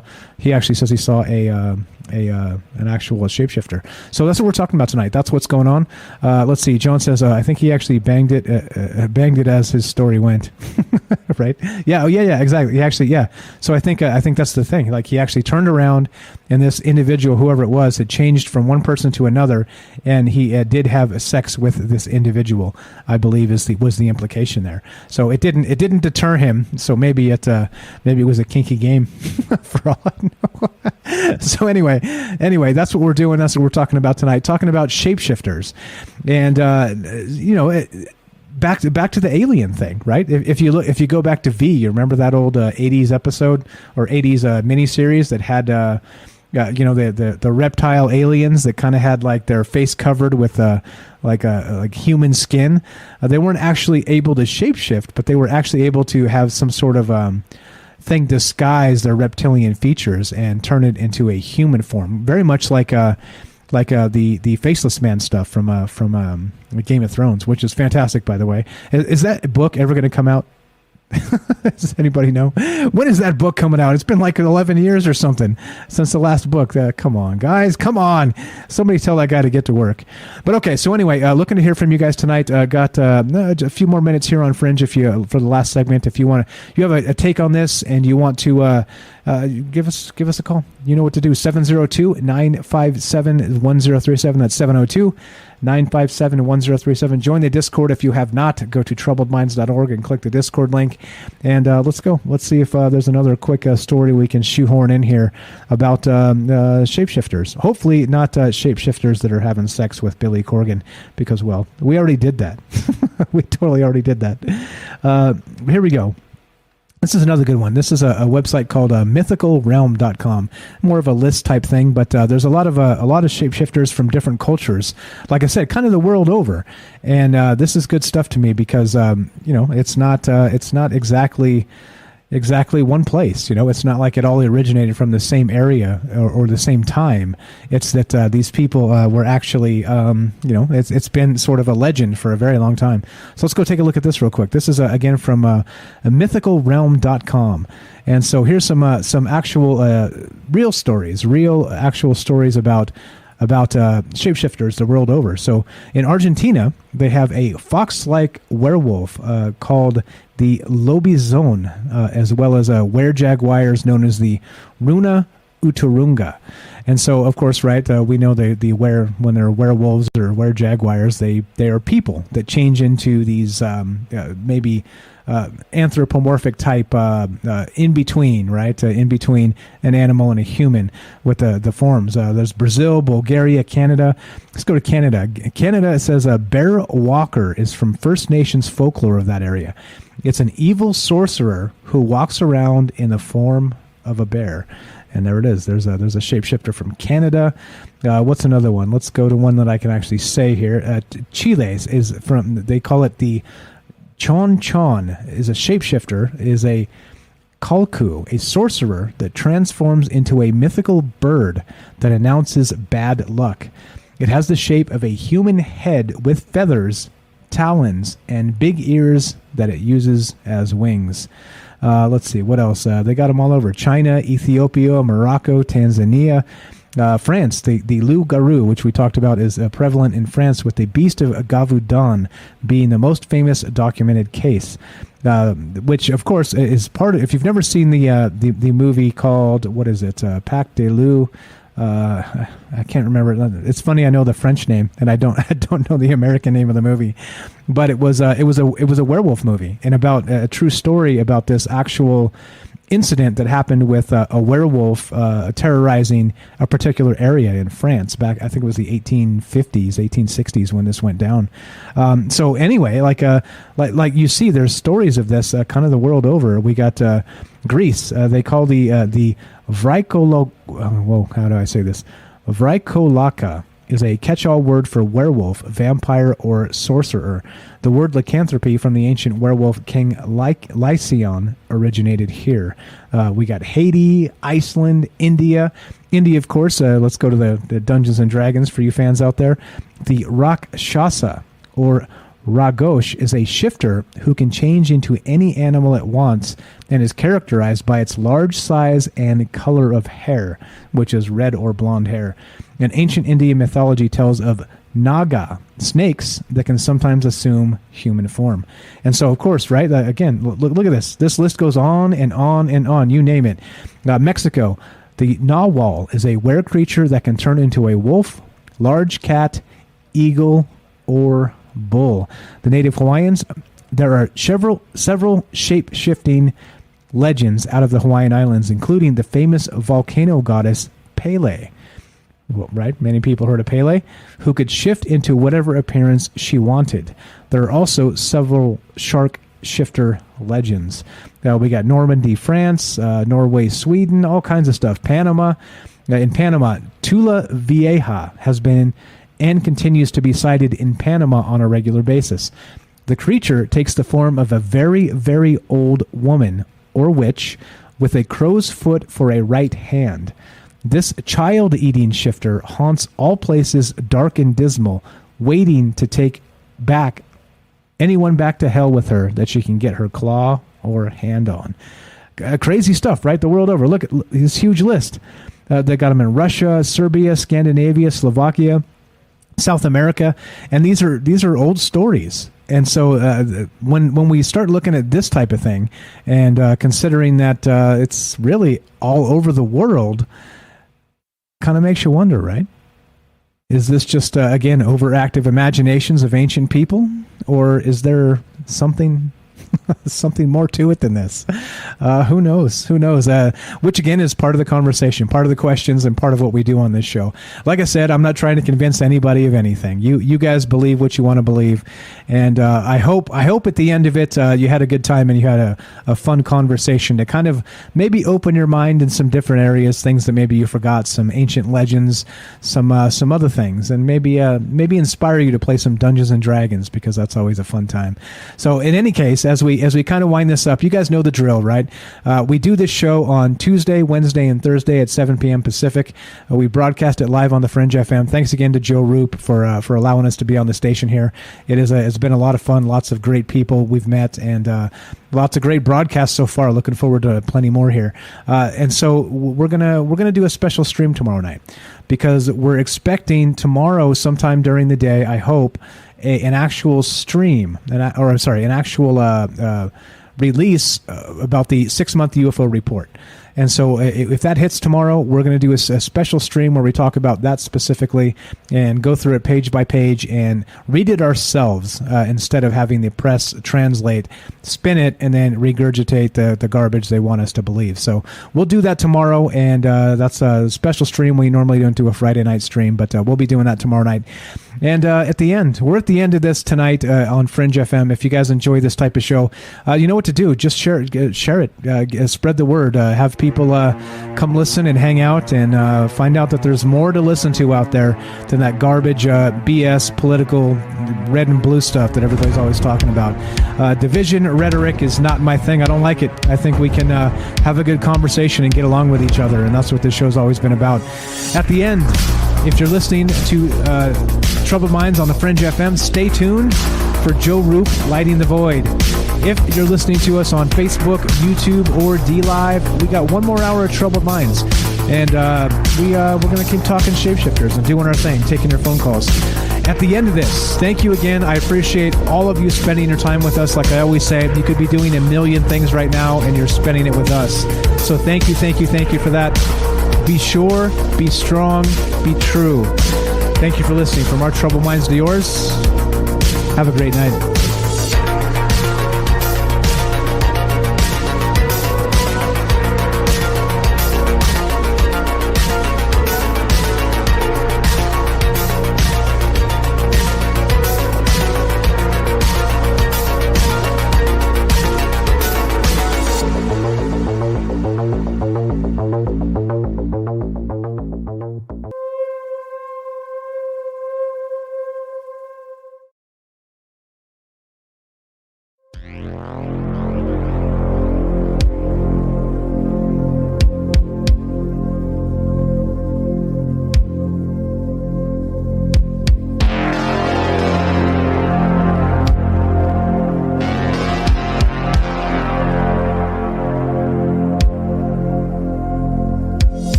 All right. Is that 2 minutes? It's got to be close, right? Good enough. If it's good enough for me, it's going to have to be good enough for you. Because I'm back. I'm back, and you can't stop me. You can only hope to contain me. What's up? Anton says, favorite shapeshifter would have to be the Thing. And that's another good one. A regular dude turns into like that monster with the kind of armored skin, kind of rock or whatever that thing was. So looking to hear from you guys. What is your favorite shapeshifter? What kind of... How real do you think this is? Kind of going back into the mythology and the folklore of this. Like we said, there's modern day stuff. There's we had the guy on the show that was from Navajo Nation, and he actually said he saw with his own eyes a skinwalker. So he says, right, there are people that say these things actually exist. And we've got stories of the huge wolf at Skinwalker Ranch that they shot from close range with a shotgun type thing. And it didn't actually respond like it got shot. And then when it finally retreated, it just paw prints disappeared in the dirt, like it vanished. So there's some weird stuff, right? There's some weird stories that, if they're to be believed, then this might be real, right? I mean, this could be real in some capacity. I wonder. Reading some chat, going to catch up on this, guys. What's up? Let's see. Benjamin says, one night I was walking and two people screamed as they were approaching me in the dark. What does that mean? John says, did you hear that there is a dwarf planet on its way towards us from the Oort cloud? I did hear that. Supposed to look pretty big when it gets closer. I did hear that it's supposed to get as close as Jupiter to Earth or something like that. Which clearly not in the it's not going to hit Jupiter or anything, but I did see that. I did see that news. It's pretty cool. What else do we got? That's Facebook. Let's see what else is going on. Let's see. Bailey says, the theory I found most interesting is that they actually engineered our DNA to make it so they could use technology to change how we perceive them, but non-humans still see them normally. Is that talking about aliens or shapeshifters or both? I'm not sure what you mean there. What's up, Ted? How you doing? Anton, what's up? What's up, guys? We got Jay. We've got, who did I miss? All right, Fred, have a good night, man. Thanks for hanging out with us. Who else is out there? Who else is in the chat? Who did I miss? Matt says, I forgot to say, if you see any animal 3 times, that is a sign of your spirit animal. There it is, right? What's up, Caesar? How you doing? I see you in the chat. Welcome. Thanks for showing up tonight. Thanks for hanging out with us. Let's see. What's up, Penny? Welcome back. Just eating. Let's see. Who else is here? I love Smashing Pumpkins, says Matt. So do I. I think Smashing Pumpkins is great. Probably my favorite song by them is Muzzle. You guys know the song Muzzle? Yeah, Muzzle. Fantastic song. Let's see. What else? Dungeons and Dragons. Remember the Rakshasa from India? It's got the tiger head. You guys remember? Yeah, Dungeons and Dragons. What's up, guys? Lazy Guy. We got, let's see, my MJ. What's up, guys? All right, Tommy Boy, thanks for being here. Okay, so we're going to continue talking about this. If you guys want to be part of the show, you know what to do. 702-957-1037. You can also join us in the Discord and be part of the show that way. And we're just hanging out, talking about some of this stuff. And there's more. There's more stories, of course. There's a ton of these from that Listverse article. There's a ton of these from the Mythic Realm and some other things. But as always, I'd prefer to hear from you. So I'll read some of this stuff and kind of go through some more information to kind of pack it with some good data, some good stories, some good things that maybe you guys hadn't heard of before. But like I said, I prefer to hear from you guys. 702-957-1037. That's 702-957-1037. And there it is. No problem at all. Let's keep on trucking. Let's talk about more of this stuff. Let's go to let's see, some more. We were on that list as we ended on Fringe there. Let's go back to this list real quick. I'm going to link this in the chat again so you guys can check it out. But it is a very cool what do you call it? List of shapeshifters the world over, and old actual myths from different mythologies from all over the world. What's up, Caesar says it's Veronica's birthday. Can we get a shout out? Happy birthday, Veronica. Thanks for spending your birthday with us. Make sure it's a special one. And don't forget, demand all the things you don't normally get on your non-birthday. Thanks for hanging out with us. Thanks Caesar, for pointing it out. Happy birthday to Veronica out there. All right, so let's see. We got, who else? There's tons and tons of stuff here. So Indonesia, Bali, they say Bali, I'm sorry. They say Leek or Layak, Leyak, is a spirit that shapeshifts into humans, animals, or objects and will cause mishaps, illness, or even death. Let's see. We did the Ireland and Scotland. We talked about the Selkies. Italy. The Lupo Manero, or Lycantropo, is an Italian werewolf. The Benedonti were werewolves that left their physical bodies behind to become wolves, at which point they would go to the underworld to fight witches. Doesn't that sound like a particular particular movie to you? Maybe called Underworld? Yeah, good stuff. Good stuff. So again, looking to hear from you guys. We got Kelly here we're going to go to in just a sec. We got a phone call coming in. And looking to hear from you one more time, 702-957-1037. If you go to troubledminds.org, you'll find the phone number and the Discord link. So hang tight, Kelly. One sec. We're going to go to the phone call, and then we'll go to you just to get this, whoever's on the phone, off the phone. Let's do this, and we'll be right with you, sir. Hang tight. Thanks for your patience, guys. And we're talking about shapeshifters tonight. We're talking about the mythology of this. Do you think there's some actual merit to maybe this being a physical phenomenon, or do you think it's all like a spiritual type of thing? So let's go to the phone call here. Be right with you, Kelly. Hang tight. Let's go to whoever this is. You're on Troubled Minds with Mike, and Kelly's here as well. What's your first name? Where are you calling from? In the store. Hi, Mike. Hey, Kelly. This is Jennifer from Missouri. Hey, Jennifer. What's happening? How are you? Hey, Mike.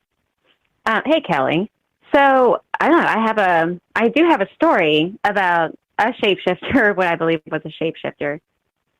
Okay, that fantastic. that I saw along with my boyfriend at the time. It was several years back. It's a story that I feel really strange telling it because I've only told like a few people this story. But it's really weird. I was expecting like you were talking about UFOs tonight or something, but you had the shapeshifter thing, and I was really like on the fence about even telling this story because it's one of those stories you almost had to be there to even believe it because it was so strange. Well, but just so you know, I'll tell you anyway though. Okay, I'd love to hear it. Well. Just so you know, though, we just talked about Sure. Billy Corgan talking about having sex with a shapeshifter, so you're in good company here. So Yeah, I just heard. I just popped on the show and heard that, and I was like, oh my god, I've been listening for like the last maybe 15 minutes, so I heard that, or 20 minutes maybe. Okay, and that's unbelievable. So, yes, the story's pretty crazy. Okay, well, this was several years back now, and right now I live out in the middle of nowhere, basically. It's very rural, but at this time with this story, I lived in a city. So in the same region in Missouri, so it's a city in Missouri. And it's still, though, and even in the city, there were lots of trees and little forest patches throughout the city and that kind of thing. Well, at the time, me and my boyfriend would go, we had this little ritual we would do where we would, go up to this, there were these railroad tracks that ran through a forest area. And there weren't many people who ever went up there. It was kind of sort of on the outskirts of town. And we'd go sit there and we'd watch the traffic go by and just hang out and sit there, basically. And so we would do this thing. And on this one night that this happened, we were on our way to the tracks to go hang out after work and everything and just, talk to each other. And there was a gas station. This was behind his house, and then there was a gas station also. And we go in there, and we get, like, a six-pack of beer, basically, and, like, go sit up there and just watch whatever traffic was coming through and just talk on these tracks. So it was basically an overpass. And the tracks went through the forest and basically out into the countryside. And so it's kind of pretty. I guess it was the prettiest part of the city, how it could be. And so we were in the gas station, and we were getting snacks, too, and there was this man there. And this is where it gets strange. So this was not like a high-traffic gas station, per se. There weren't, like, a lot of people or anything. It was kind of like a neighborhood thing. And there was this one man. It was a young man, probably about maybe our age or, like, a little older, like maybe in his, at the time, maybe in his early 30s, I would say, maybe. And he had blonde hair, And it was like long, shoulder-length blonde hair, and he was kind of big. I mean, not like heavy set, but like just tall. And anyway, so he said something to me and was standing. I can't remember what he even said. It was just so not important at the time. But we were watching him, and he got like, you know how they have the beef jerky section at the end of each aisle? He grabbed like all the beef jerky. Now, and this is going to sound so strange, but just hear me out. So he grabs the whole box. So you can see, like, you know, they have the Slim Jims and the beef jerky. So he grabs all of those beef jerkies, like a wad of them in his arm. And he goes up, and we're paying behind him, and he buys all those, and he walks out the store. We pay for our purchase, and we follow behind, you know. That's out normal. Into the, yeah, it was just kind of strange. Not that big of a deal yet. And he goes out. Now, the building is, the gas station building is abutted to this forest, and then there's a hill, a path that goes up this hill and up to the tracks, to the top of the tracks, and then over, and basically into an empty street, and then a field, and then there is a subdivision over that way, further out. So we could see that he was going the same direction we were going, and we were slightly concerned because people usually don't go up in there, and so we were kind of hanging back because he was, otherwise we would be falling right behind him. So we were probably about 17 to 20 feet, I'd say, kind of spaced behind him, going the same direction on this path that goes up the hill and onto the tracks and over into basically nothing. Anyway, so we were like, I don't know, we don't want to go hang out up there if he's going to be up there or something. So we're following behind him, and there had been a strange exchange. Like I said, he said something to me at the fountain because I was getting a fountain drink too. And I can't remember what he even said, but he referenced to something I was like, to what I was wearing or something like that. So we were kind of just on the fence about this dude who was also going the same direction. Anyway, nevertheless, so sorry. Try to stay on track. That's okay. It's so weird trying to tell this story because I just feel it's so strange. It sounds completely crazy. But anyway, though, but I'm going to just tell it. You're in good company. My last name is So we were Strange. falling behind him, and he's walking up the hill, and this goes through the trees. It's kind of dark and everything, and it goes up. And we're following, and we're kind of keeping a distance, like I said, 17, 20 feet, something like that. 20 feet, something like that. So we see him go up the hill, and we're coming up too, and we get up to the top of the hill. Now, on the top of the hill, it's a track, railroad tracks, and there's a big light post that hangs out up over the tracks, probably every 100 feet, 200, I don't know. You know how they kind of have the light that goes over the tracks. And so you could see fairly well up there, as well as the city lights and everything, or the, you know. And he was gone. We get up to the top of the tracks, and he was, like, completely gone. And we were like, oh, that's so weird. We were like, where'd he go? And so we were kind of, like, just to each other, kind of quietly, like, I don't even see him anymore. I don't know if he went over there or over there. We just didn't see. There was no one, but you could see fairly well. However, like I said, it was woods. So we were concerned about it just a little, but we let it go. So we went over to our usual spot, and we went and sat down against the bridge back, and we're just kind of sitting, not on the tracks, like off the tracks on the sidewalk area that goes alongside the tracks. Now, and then we started to kind of relax and forget all about it. It was probably 15 minutes, probably 15, 20 minutes later, we're like, whatever. Anyway, so I was sitting cross-legged on the ground, just my feet crossed across each other. And I was looking at my boyfriend, and I was just talking to him about something completely unimportant. And then further behind him, and this is where it gets just really strange. Not just strange, like I said, you'd have to be there type of thing. Over his shoulder, at the same area that we went over on the path, there was the light post hanging over and everything. I see something, and it comes up. It comes up out of the side of the hill, and he's up on the top of this. So there's this thing, and it looks like maybe 3 to. At the distance, it's hard to say because I was probably at that point maybe 30 feet maybe 40 feet. I don't know. I'm trying to think of the distance, maybe 50 feet even. Probably 50 feet from this post. I could see it pretty clearly is what I'm trying to say. Okay. And it was probably 4 feet. I don't know. It's hard to guesstimate. It wasn't tall, I'll say that, and it wasn't little. It was somewhere in between there, but it wasn't like it was dwarfish, like maybe 4'8", maybe something like that. And it had the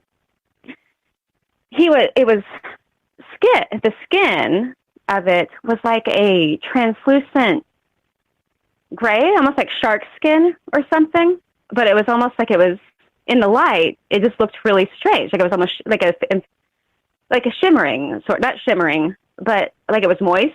I'll put it that way. Maybe you could see it in the light coming off of him.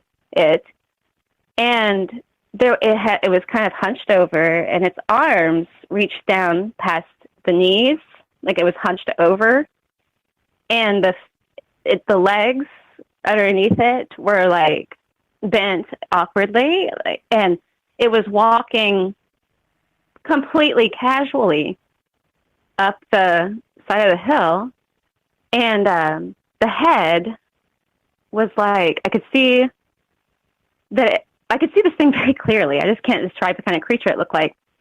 Almost like a goblin or something, like the nose was very pronounced coming away from its face. It was like silhouetted by the light. I could see the nose came out really far, and the belly the arms were really skinny and long, and it just totally moseyed, like walking really strange, like lifting its knees too high because its legs were kind of short, and naked. Like it was like naked and just skin, but like not a person at all. Like I don't know how to like stress that enough. Like this was nothing that looked anything like a person at all.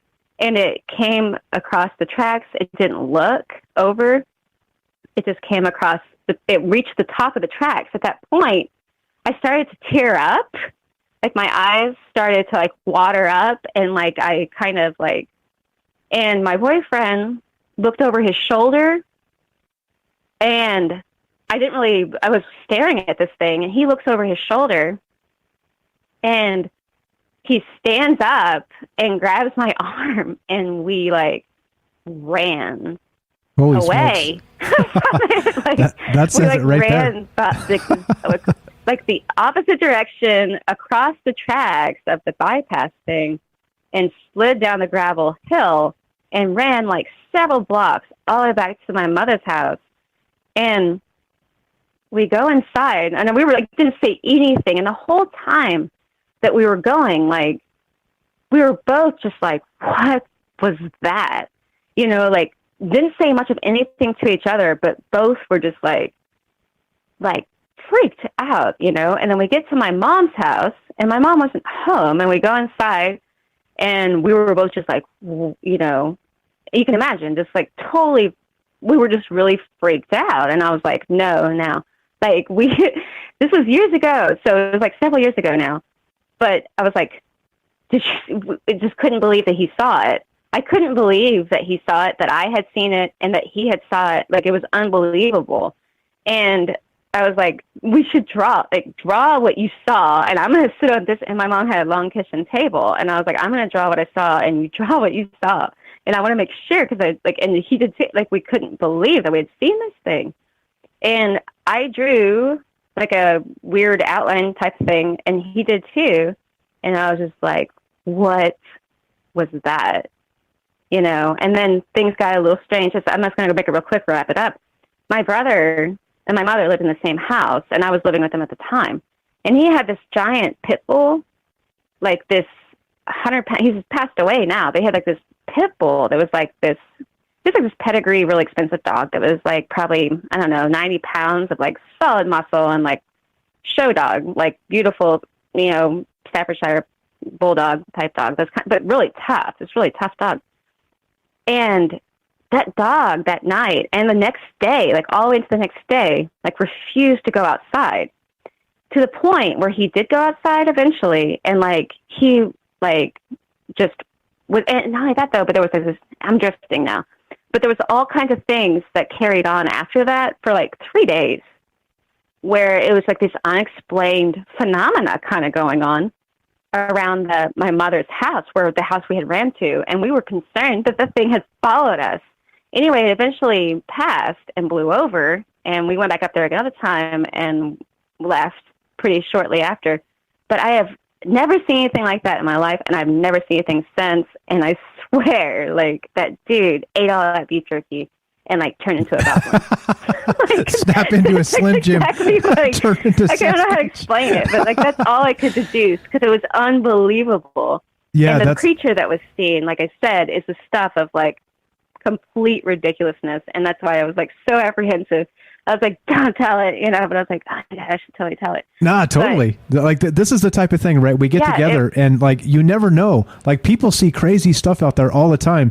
And if you don't say something, we all think we're nuts. Yeah, that was my personal story. So I felt really uncomfortable telling it, but because, you know, people are going to be like, that's bull, you know. I was like, no, you like, that's why I didn't even want to tell it. But like, you had to be there to see it. And that was witnessed not only by myself, but by my boyfriend. And like, it was just unbelievable. Yeah, unbelievable. And I believe that man was the same thing. Like, I think he went off in those trees or something. And like, I don't know if the beef jerky like activated him or what, but it was unbelievable. The activation. Anyway, though. So that's okay. my story about it. That's amazing. That's absolutely amazing. So theory on that? Do any guess on what that might have been? So we were talking about some different entities tonight that have been said it's strange because, you know, on those tracks, shape. Yeah, no, on those tracks, there were like there's a large population of homeless people in this area of that city, and they kind of go make these camps and stuff like that. So people fall asleep on these tracks. People get hit by trains and stuff. There's all kinds of what do you call it? You know, like animals that get hit by the trains like that. What if this thing was like lived up in there and was like some type of shape-shifting humanoid goblin thing or something? And like, I mean, of course, we've speculated about what it could possibly have been, but like, I don't know. I mean, it was kind of out of the way. There wasn't really a neighborhood. There was nowhere he could have really gone. I mean, I guess the guy could have gone up into the forest or something like that, but he was strange. I can't explain how he was strange, except like I said, that he just didn't look, he looked completely out of place. But I mean, people can look out of place, but he didn't look strange or cool or anything like that. I mean, he looked like a normal man, but he grabbed, like, have you ever seen anybody buy, like, all of the beef jerky? Like, I've never seen that. But anyway, that's my story, and that's about it. That's good stuff. Like, I got some guesses here of what maybe you saw, but that's amazing. Appreciate it. Thank you so much for the call. Thanks for sharing the story. Yeah. I know it's not easy to share some of these personal experiences, but that's why we do it in this format. No, it's not. It's really uncomfortable because you're like, it's unbelievable, you know? But it's that kind of show that's like, well, you guys are talking about unbelievable stuff anyhow. It's like, I'm going to go ahead and tell it. Exactly. But because it's a weird story. But yeah, I was like, well, and thanks for making me feel comfortable telling it. Yeah. Because there's nowhere else to tell it. Yeah, right? definitely. The pleasure is ours. So, thank you for listening. Yeah. Thanks for calling. Thanks for having an amazing story to tell. Of course. Right on. Have a great night. Thanks, Jennifer from Missouri. There you go. Easy as that, guys. Easy. You got a story to tell that is in the unbelievable realm. You're in the right place here. These are the types of things that we do this show for, to get firsthand accounts of these things. And I don't know, like so just thrown out a guess there. Is some of the things we talked about tonight is maybe they call them fairies or what do they call them? Some other term. Who knows? Who knows what's going on there? And that's very prevalent in like the United Kingdom and places in Europe where they call them fairies as these shapeshifters and things. But yeah, crazy good stuff. Thank you for the call, Jennifer. Kelly, thanks for being patient, man. Welcome to the show. How are you? Good, man. How you guys doing? Doing good. What in the world is going on tonight? That was a crazy call, huh? Good stuff. I've never seen anything quite like that. That sounds pretty crazy. Sound like if she's by like a train tracks or like a bridge, it'd be like a troll. Yeah, right. Like right. Yeah, like the belly, long arms, and I mean, kind of like the fictional things that you see. But some people have, like you're saying, like there's some places like in Europe they have a lot of crazy stories like that, like trolls that live in or goblins that like live inside rocks, and you can't really move the rock. Even the whole town is like all with it too. Like kids, they say that kids see them more than adults, because after in adults you go into society and you just lose the ability to see these things. Pretty crazy though. Yeah, that's nuts. I've never.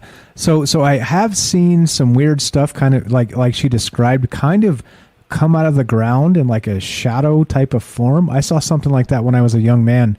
I've told this story once before, but it's like I saw something. It was kind of twilight, and it was dark. It was getting, it was almost to the point where it was almost dark, but there was just a sliver of sunlight left, so you could see those really deep shadows. And there was something in this hill. There was in the city I was living in. There's like this Vietnam memorial with like a hill, and there's like a flag on top and a light up on top by the flag. And I was running home because when I was a young man, all I did was run because didn't have a car, so I was like, I got to get there, so I'd always be running. It was a fantastic track star, by the way, as a result of it. That's advice. If you want to run, just run a lot and you'll get good at it. But anyway, I was running home and jogging home at twilight, and there was something I saw that kind of came out of the hill, like the hillside. It was like flat, right? It was like a normal hillside that kind of comes down in a slope. But then something like just stood up, like this shadow. I mean, everything was shadows. So granted, it could have been a person because it was more of like a humanoid type shape. But if it kind of came out of the slope I was seeing, it was like it had to have been a person laying down on the side of a hill in like the weeds type. You know what I mean? It didn't make sense. It scared the piss out of me. So instead of cutting across, going over the top of the hill, I ran around the other side. I should have went and checked it out, but there's my crazy story. I don't know if it's a shapeshifter or anything else, but if it was a person laying in the weeds, what the hell are you doing up there in the weeds? Yeah. Anyway. All right. So what do you think about all this crazy stuff, man? The shapeshifters and everything else. It's pretty crazy. You hear like I ran across plenty of these stories as well. You hear it, just like one of them was the Emerald Tablets, where I read that paragraph that one night where he talks about these things that were from the dark. How they got called upon was it was the offering of the blood, the blood offering. And then they could come into this world, but they would kill the leaders of all these tribes, and then shapeshift to look like the leaders, and then rule over men. So that is kind of a part like that. But yeah, I mean, you hear these stories like, hey, I just wanted to call real quick and just to give I don't know if anybody's seen this one. It actually was even on Ancient Origins. And it's actually a real thing, and I'm going to talk about this. It was in Egypt, right? It's an ancient text from Egypt, and it talks about a shapeshifter. And I'll just read. It tells you, all about like the city it came from. It was found in written in crypto language or Coptic language. It was written in text for the Saint Cyril of Jerusalem, a distinguished theologian who lived in the 4th century, and he talks about a crucifixion of Jesus, right? But the text explains it like this. This is what it says in the text. It says, "Then the Jews said to Judas, How shall we arrest him? For he does not have a single shape, but his appearance changes. Sometimes he's ruddy, sometimes he's white, sometimes he's red, sometimes he's wheat colored, sometimes he's pale like a astricus, I think that's what it is, and sometimes he's youth, sometimes he's an old man."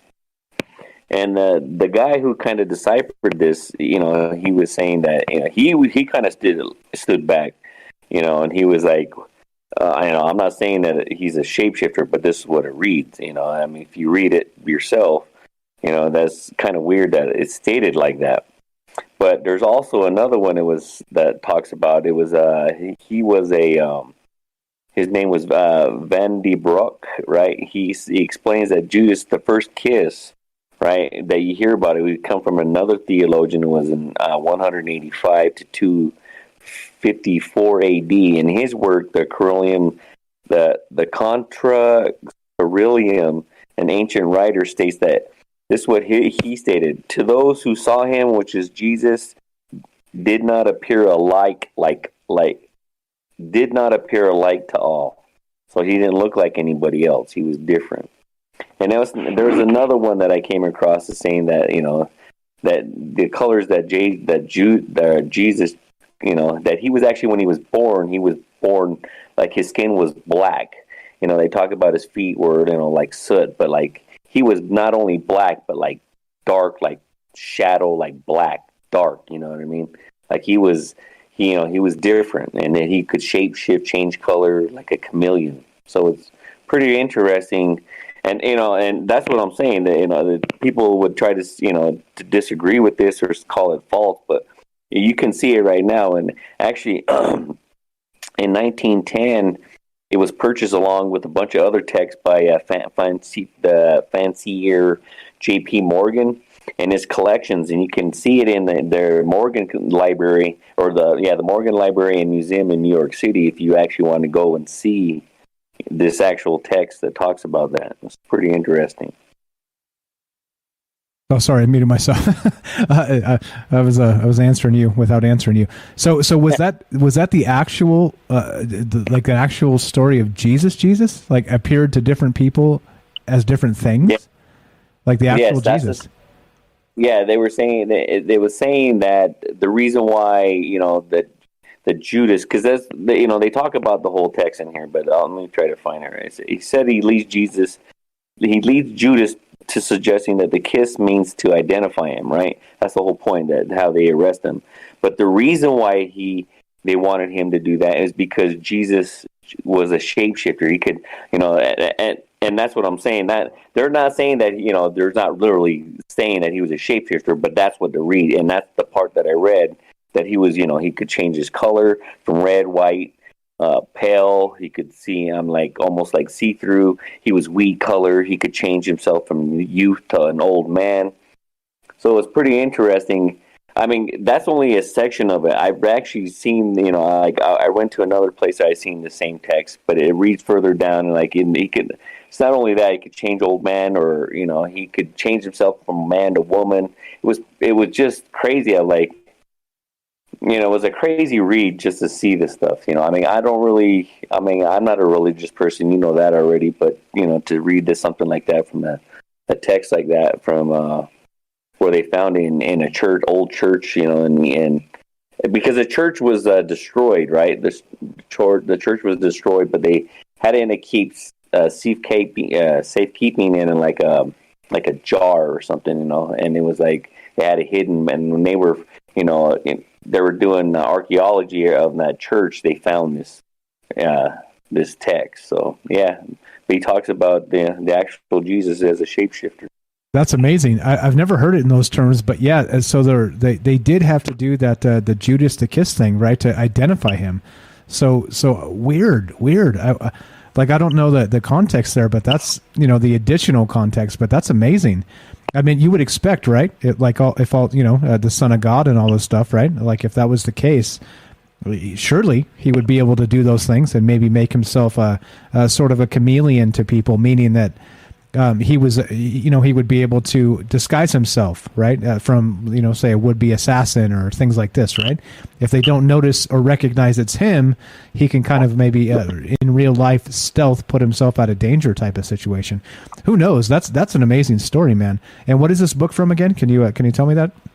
Yeah, actually, I'll put it. It's from Ancient Origins. They talked about it, but it's just an ancient text that they found, and it's called published. Let's see.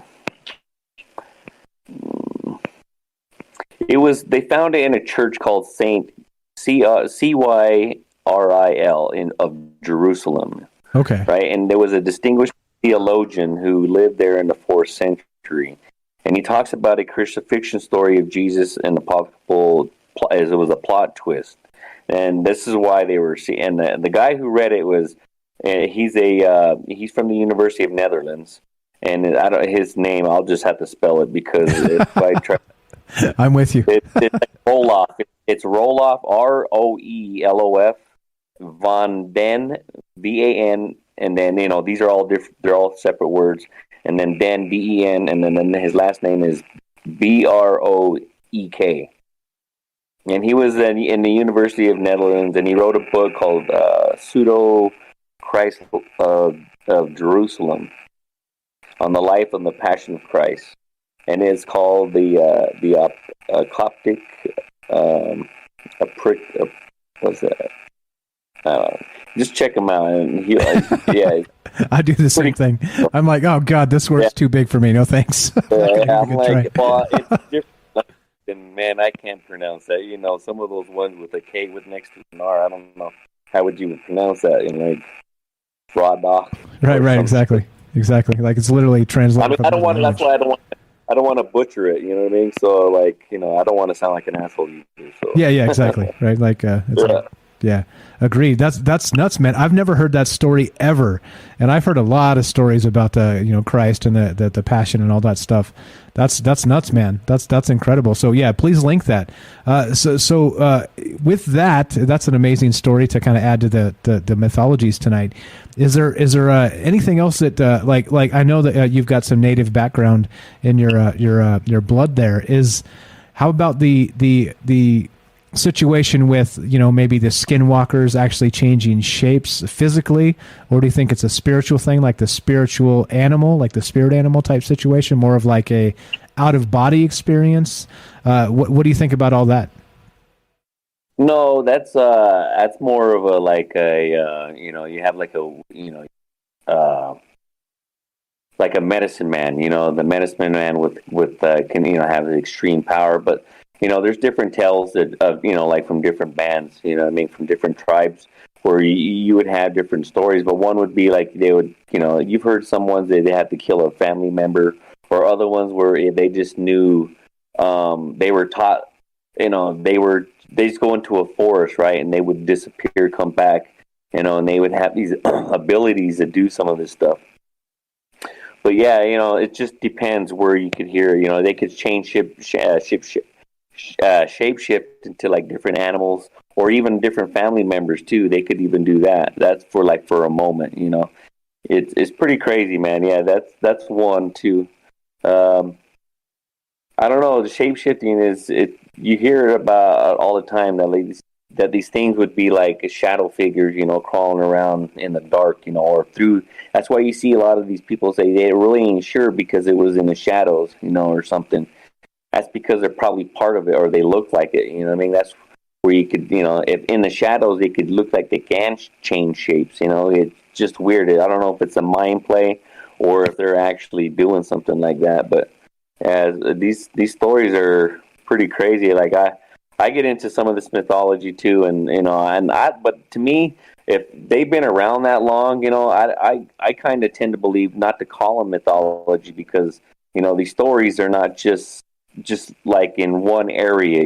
You hear these stories worldwide, again. So this planet is, to me, it's if you go by like what I read too, with the again with the thing with the Anunnakis and everything, this planet was something else. It was another planet before it became Earth, and it was the whole collision, and then you got the the hammered bracelet, which is the asteroid belt. But yeah, even science talks about that. That's how like a chunk broke off and it would form the moon.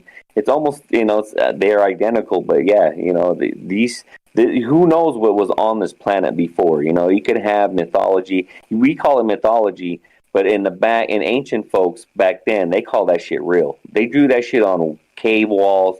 And these people, and there was a guy who, that I kind of liked what his statement was, is like, these people back then were running for their lives, either hunting or being hunted by other animals.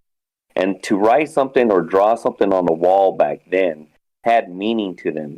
That's why you see that thing where they seen it, they drew it, like the cows or something. But you see these strange creatures that look like they could almost transform, or they have like, horns or antlers or some shit on their heads. it's pretty interesting where and then they have, they don't have written stuff. Everything was verbal, like through some of these ancient peoples, so if you didn't drill it, it was actually, word of mouth, and it just carried down through histories. But that's where people call it mythology, because if they act like if it ain't written down, or have a camera back then to solidify that you've seen it, then it's mythology. But just like what Jennifer said, she didn't know what the hell she's seen. Looked like a damn troll or something, or something like that. Almost kind of remind me of this creature that they see over in Maryland area where I was stationed at. They call it the Goat Man. It's kind of like that, with the weird pot belly, with long skinny legs, weird head. Doesn't look, it kind of like walks like a human, but it's not. It's pretty weird. Yeah, all kinds of weird stuff out there. What's up, Tam Bam? Shout out in the chat. Thanks for showing up. Thanks for waking up early to hang out with us. The Fae, that's what I was looking for. She said it. Fairy and the Fae, F-E-Y, is what they're called in Europe. Is kind of what I thought of maybe Jennifer's story there. Also, Jennifer, if you're still out there listening, do you possibly still have that drawing that you made? We'd love to see that if you can take a picture and maybe upload it to the Discord. Love to see that. And not only that, right? Like it's if you do, right? That's corroboration, right? That's like what happened, and you got a story, and you got a picture, and the whole deal. That's amazing, right? Like that's the best thing about actual, real, firsthand accounts is like those things. Like you don't trust yourself. You don't trust your own eyeballs, and you're like, okay, I'm gonna go. Like it's like when I see some weird light in the sky, I go get Mrs. Strange immediately, so I don't think I'm nuts, Like, hey, come look at this. Like, am I insane? What am I seeing here, Like, you kind of get some validation with that stuff. But yeah, amazing, man, amazing. So I don't know. Like, clearly there's like a spiritual element to this, but I think maybe when you get down to brass tacks with the conversation, is do you think that people can actually transform into other things? Right? Like actually physically, or right? Is it maybe like kind of like a Jedi mind trick, like a trick of the mind? Like, they can make you believe that you saw them change form. You know what I'm saying? Something like that. Yeah. With me, okay, when I started doing that too, then you have to almost turn to magic, or what we would call magic, right? Something and what magic is, and what I'm finding is like, because everything starts with like, tracing the planets and the stars, the ones that are stationary and the ones that are not, everything is being affected by energy vibration. So yeah, if you have, what we would call magic, that's what it's kind of, it's what it is, but like I said, where I was trying to get at was, you're using your, the words, the speech, what I mean? Even like, that's why you have monks, you like the Om, when that whole came from, like over there in England or in India, that all the Buddhist monks and stuff, they have like a certain, or they blow horns, or, you have those bowls, the singing bowls. Those are all, you use all that stuff could be help. People think that's all just, like, what they call it now, with crystals and everybody to me, that's even science proves all that stuff, so I don't know where, some of the disconnect is, where some people just don't agree with that. But yeah, I mean, with that, you can conjure up anything, like like I said, your verbal word, that's the whole thing that, you heard the memes out there talk about, that's what they call it, spelling. But yeah, it's, your speech and the way people do stuff, you could probably pull something out, and like, we don't even know everything about the universe, let alone what we can't see and hear. And that's, there's sounds we can't hear, like dogs, as humans, we can't hear it, or like we can't see, different colors, the color spectrum, we can't see past that either. So there's probably shit all around us we don't even know. Exactly.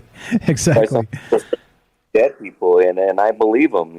Yeah, and it kind of takes it back to that. They see with the naked eye, there's nothing in the sky, and then you put like a FLIR camera, like an infrared, and you see something out there. It's like, what the hell just happened? We got Fred. He went to bed a little bit earlier, but he literally bought himself a FLIR camera to watch the skies because he heard that you could see things in the sky through that you couldn't see with the naked eye. And he's been doing it. He's been out like spending times outside kind of scanning for these things, and he finally caught something. He was like, holy shit, it's there. Like, he was able to quantify, you can't see it with your eyeballs, but look at the picture I took with the FLIR, and he actually shared it with us a while back. Those things are out there, man. There's things out there. What are they? I don't know, but you're absolutely right. There's some things that kind of operate outside of our human senses. Well, that doesn't mean it's not science. It just means we haven't really given it a name yet, right?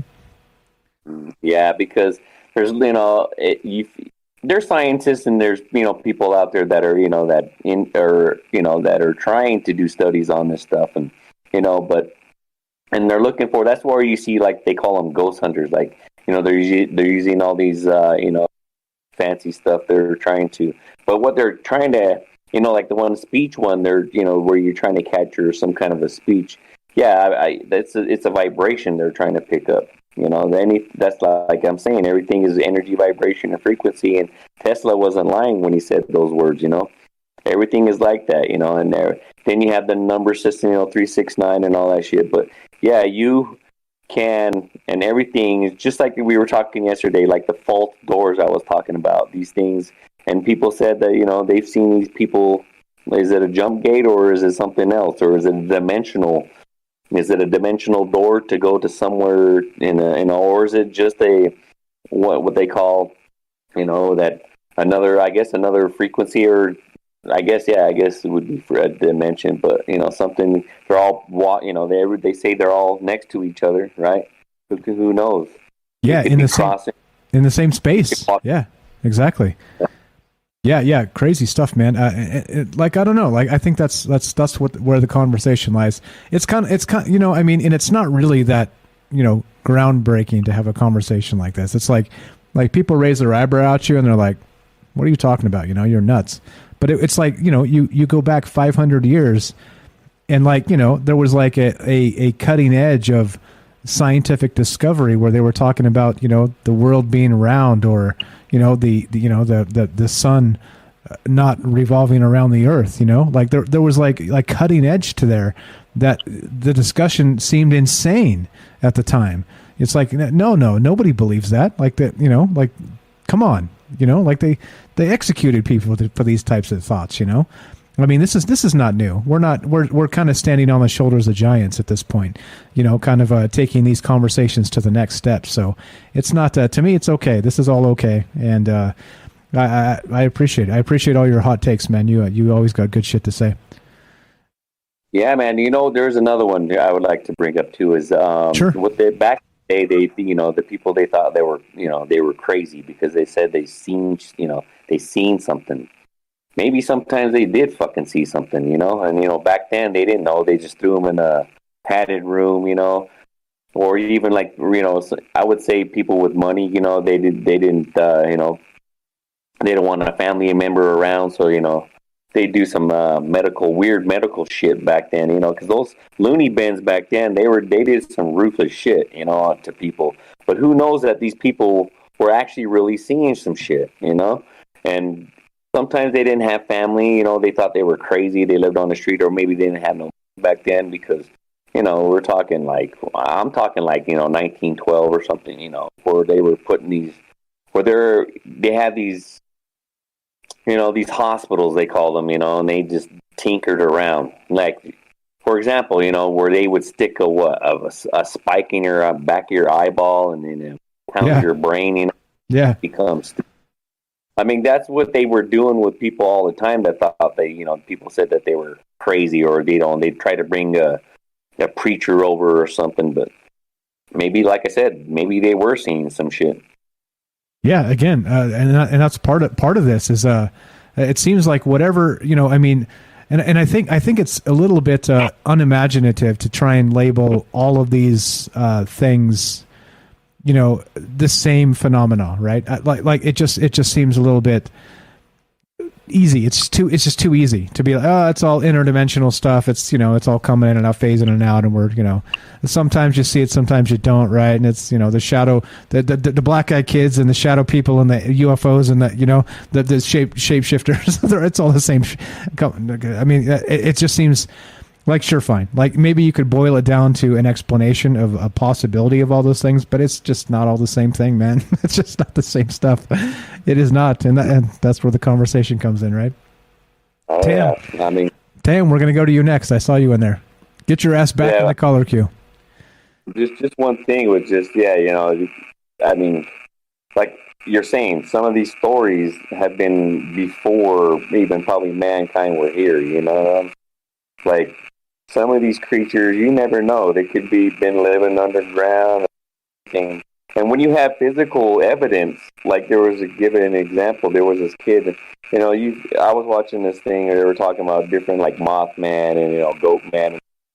There was a story of this kid, he was a young black kid, he was leaving a friend's house, but he had a flat tire, and he was by this little pond or a lake or something, and he tire and he came out, and while he was done, he was finishing up.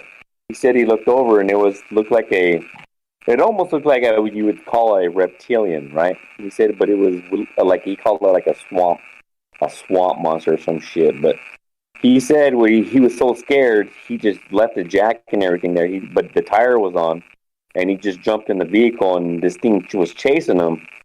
But yeah, I guess he sunk the thing sunk his fingers through and his claws through the side of the car. But what was incredible about it, they have a cop, police report and everything on it. They have physical pictures of these things. It looks like literally like someone stuck their fingers and like had claws or some shit and like ripped it. Was trying to chase the vehicle or some shit. It was pretty crazy. Yeah, you never know what the hell's out there, man. Yeah, lots of crazy stories like that too. So we got Tam coming in. You want to hang out or you want to bounce, Kelly? Up to you, brother. Yeah, no, I got to bounce, but good talking with you guys. You guys have a good evening, and good morning, Tam Bam. Right on. I appreciate it, Kelly. Thanks for all the great stuff. We'll talk to you soon, okay? Have a fantastic weekend. Actually, we'll be streaming tomorrow night, so hop on if you want to talk about the UFO report. Hopefully, we'll be talking about that tomorrow night. I'll be. Right on. Thanks, brother. We'll catch you then. We'll catch you then. Moving you out, moving Tam in. All right. Thanks, Kelly. Tam Bam, welcome to the show. You're on with Troubled Minds with Mike. How are you? Hey, it's Tam. Hello. Welcome. Good morning from Las Vegas to South Africa. How are you? I'm good. How are you? I'm doing very well. I'm doing. It's Thursday. It's close to Friday. End of the week. It's good. I feel good. Oh, shit. It's Friday for me. Hell yeah. Double hell yeah. Happy Friday. Well, we don't know. Well, since I last spoke to you, I was on the air, we've had an enormous amount of COVID cases that we might go into lockdown again. Oh, are you kidding? It's crazy. Again? Yeah. Again. So the hospitals are packed. People are dying everywhere. It's just insane. Holy smokes! And that's that Delta variant. It's happening. Yeah. Oh, yeah. Jeez, that's not good. So they've got to lock everything down again, and kids are going to be home probably for 3 weeks. They're going to lock down restaurants, and business must still carry on. So there's you got to work from home if you can, but the kids are at home because the kids are getting sick now badly. Oh, that's not good. That's not good. The first time it wasn't the kids, and now the kids are getting sick. Yeah. Pretty bad. Anyway, obviously I missed the last 5 minutes now that I've been waiting on the caller queue from the Discord. So I don't know what you were talking about on Facebook. But I just wanted to say, there's a reason why kids see different things that adults don't see. And it's because they're in such a high vibration when they're born that they see fairies and they see all these things. And as we grow up into adults, we are on a lower vibration because of society and what we have to do every day living on this earth. But we still see things. It's just the lower vibrations of what we see. So we see all the negative stuff. and the kids see all the higher vibration things. So they're able to see, little angels and the fae and things like that. Okay. All right. Yeah. That makes sense to me. And then, Go ahead. yeah, and then we also mustn't rule out pareidolia, where people actually try and make sense of what they've seen. That if you see something that doesn't make sense to you, your brain automatically tries to make sense of it. So it might look like a shadow, and then your brain says, okay, well, it kind of looks like a face. So then you can't really do that because it might just be a shadow.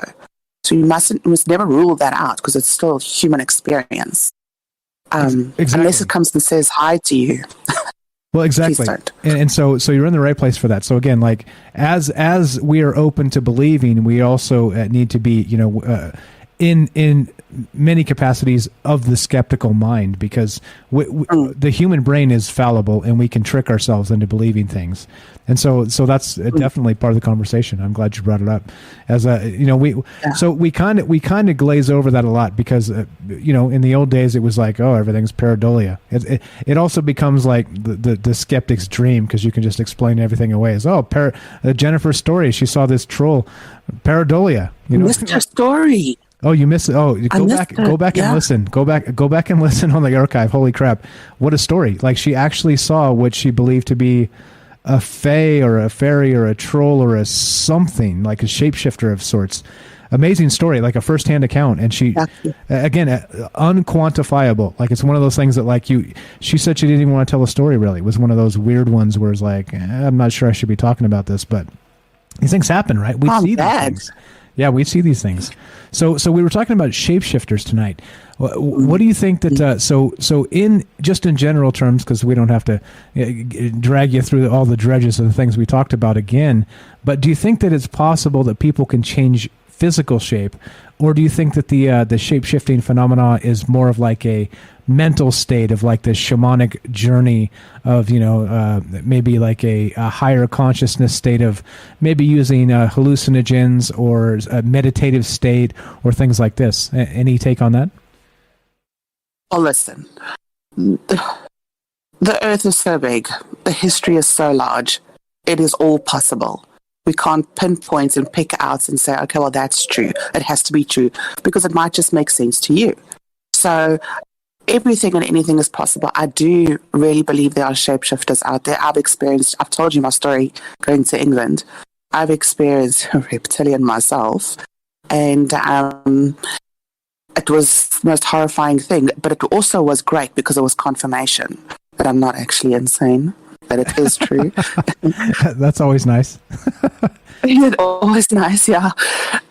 So I really do believe. And then, you get those Buddhists. I don't know if many people know of this, but when they meditate, and this is, I think, what they aim for is meditation to the point where you become light. So they had this. When was it? They had this mummified body, but when they scanned it, it was just all rainbow. It was just one complete rainbow. So this Buddhist meditated to a point where he died, but he actually became a rainbow. So, well, good on him, but still, personally, I think it's a waste of time to meditate for that long.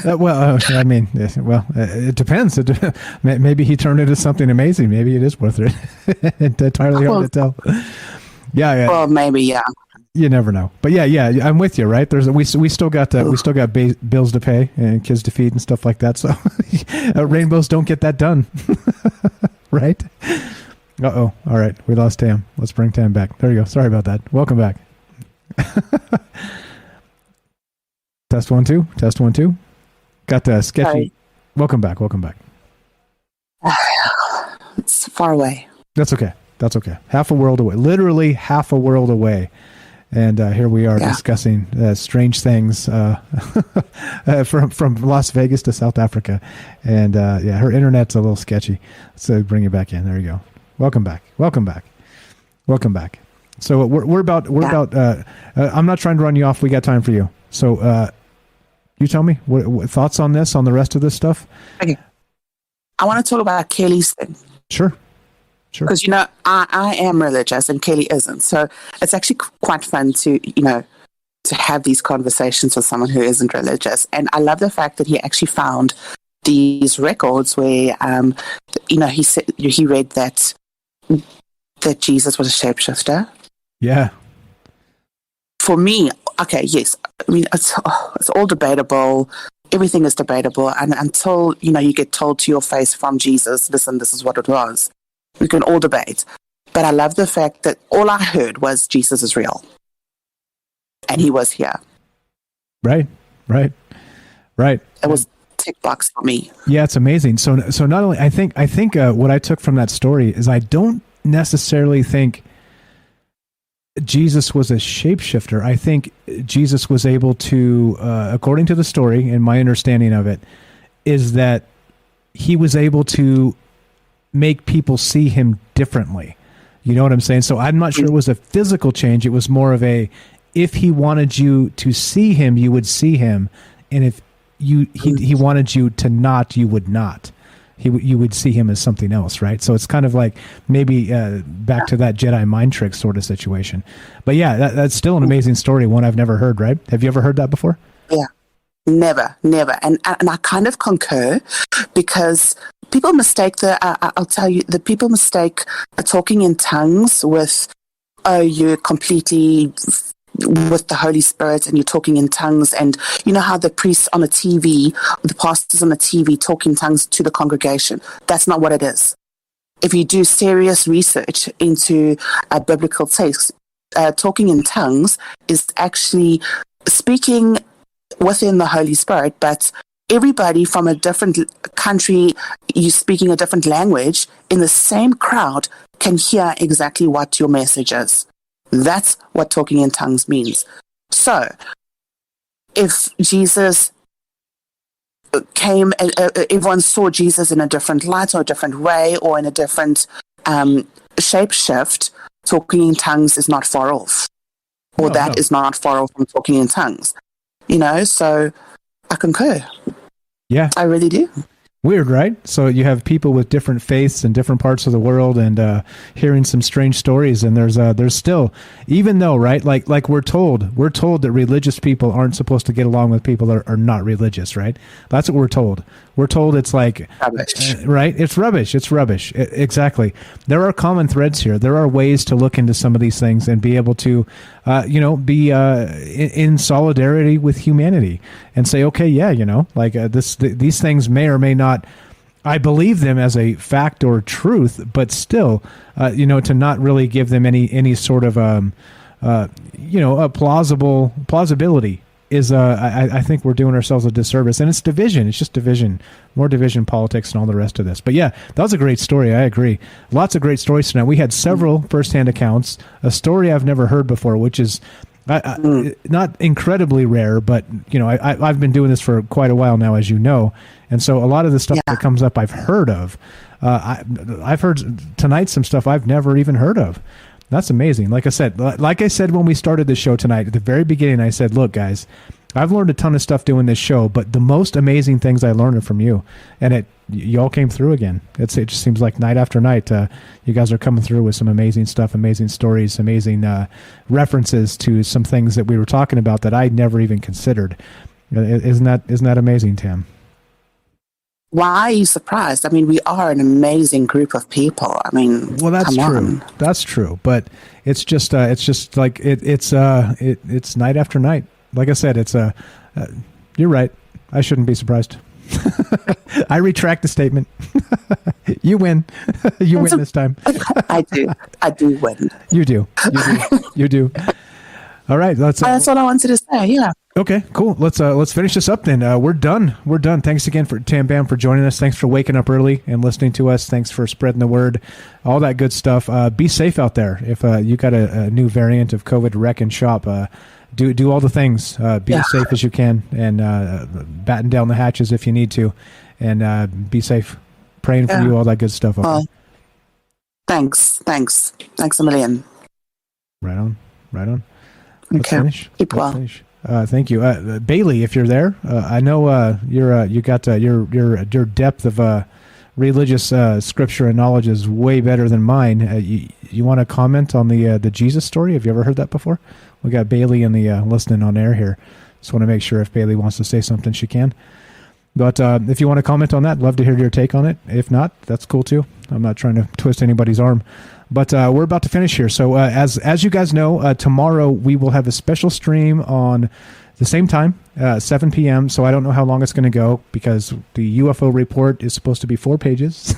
so it may be short. It may be, if we get calls, we'll roll with the calls and we'll make it a long show. But we'll see. But tomorrow we will have a special stream for the actual UFO report at 7 p.m. the regular time. It'll be a special Friday show because this is supposed to be this is disclosure, right?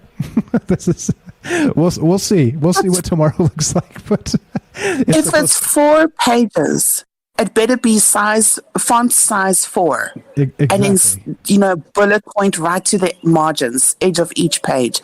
It better be exactly. Agreed. So we'll see. We'll be the judge of that when it actually happens. But we're told to expect 4 pages of declassified information from the government regarding UFOs. So we'll be all over that. So that's what we're going to do. Tomorrow we'll have a special stream. So normally we don't do Friday. Tomorrow we'll do a Friday show, and we'll be looking for whatever the hell's going on. Is it? Are the aliens here? Or is the government lying again? We'll see. We'll see what happens with that. But that's what's up. It's always lying. Damn it. What's that? The government is always lying. Yeah, exactly. Always. Exactly. So we've all kind of made our predictions. What's your prediction on this, Tam? On the UFO disclosure bit for tomorrow? What should we expect? Okay, I'm going to repeat myself that I did the other nights. I'm going to say they might release some basic stuff, but never reveal that they've had communication.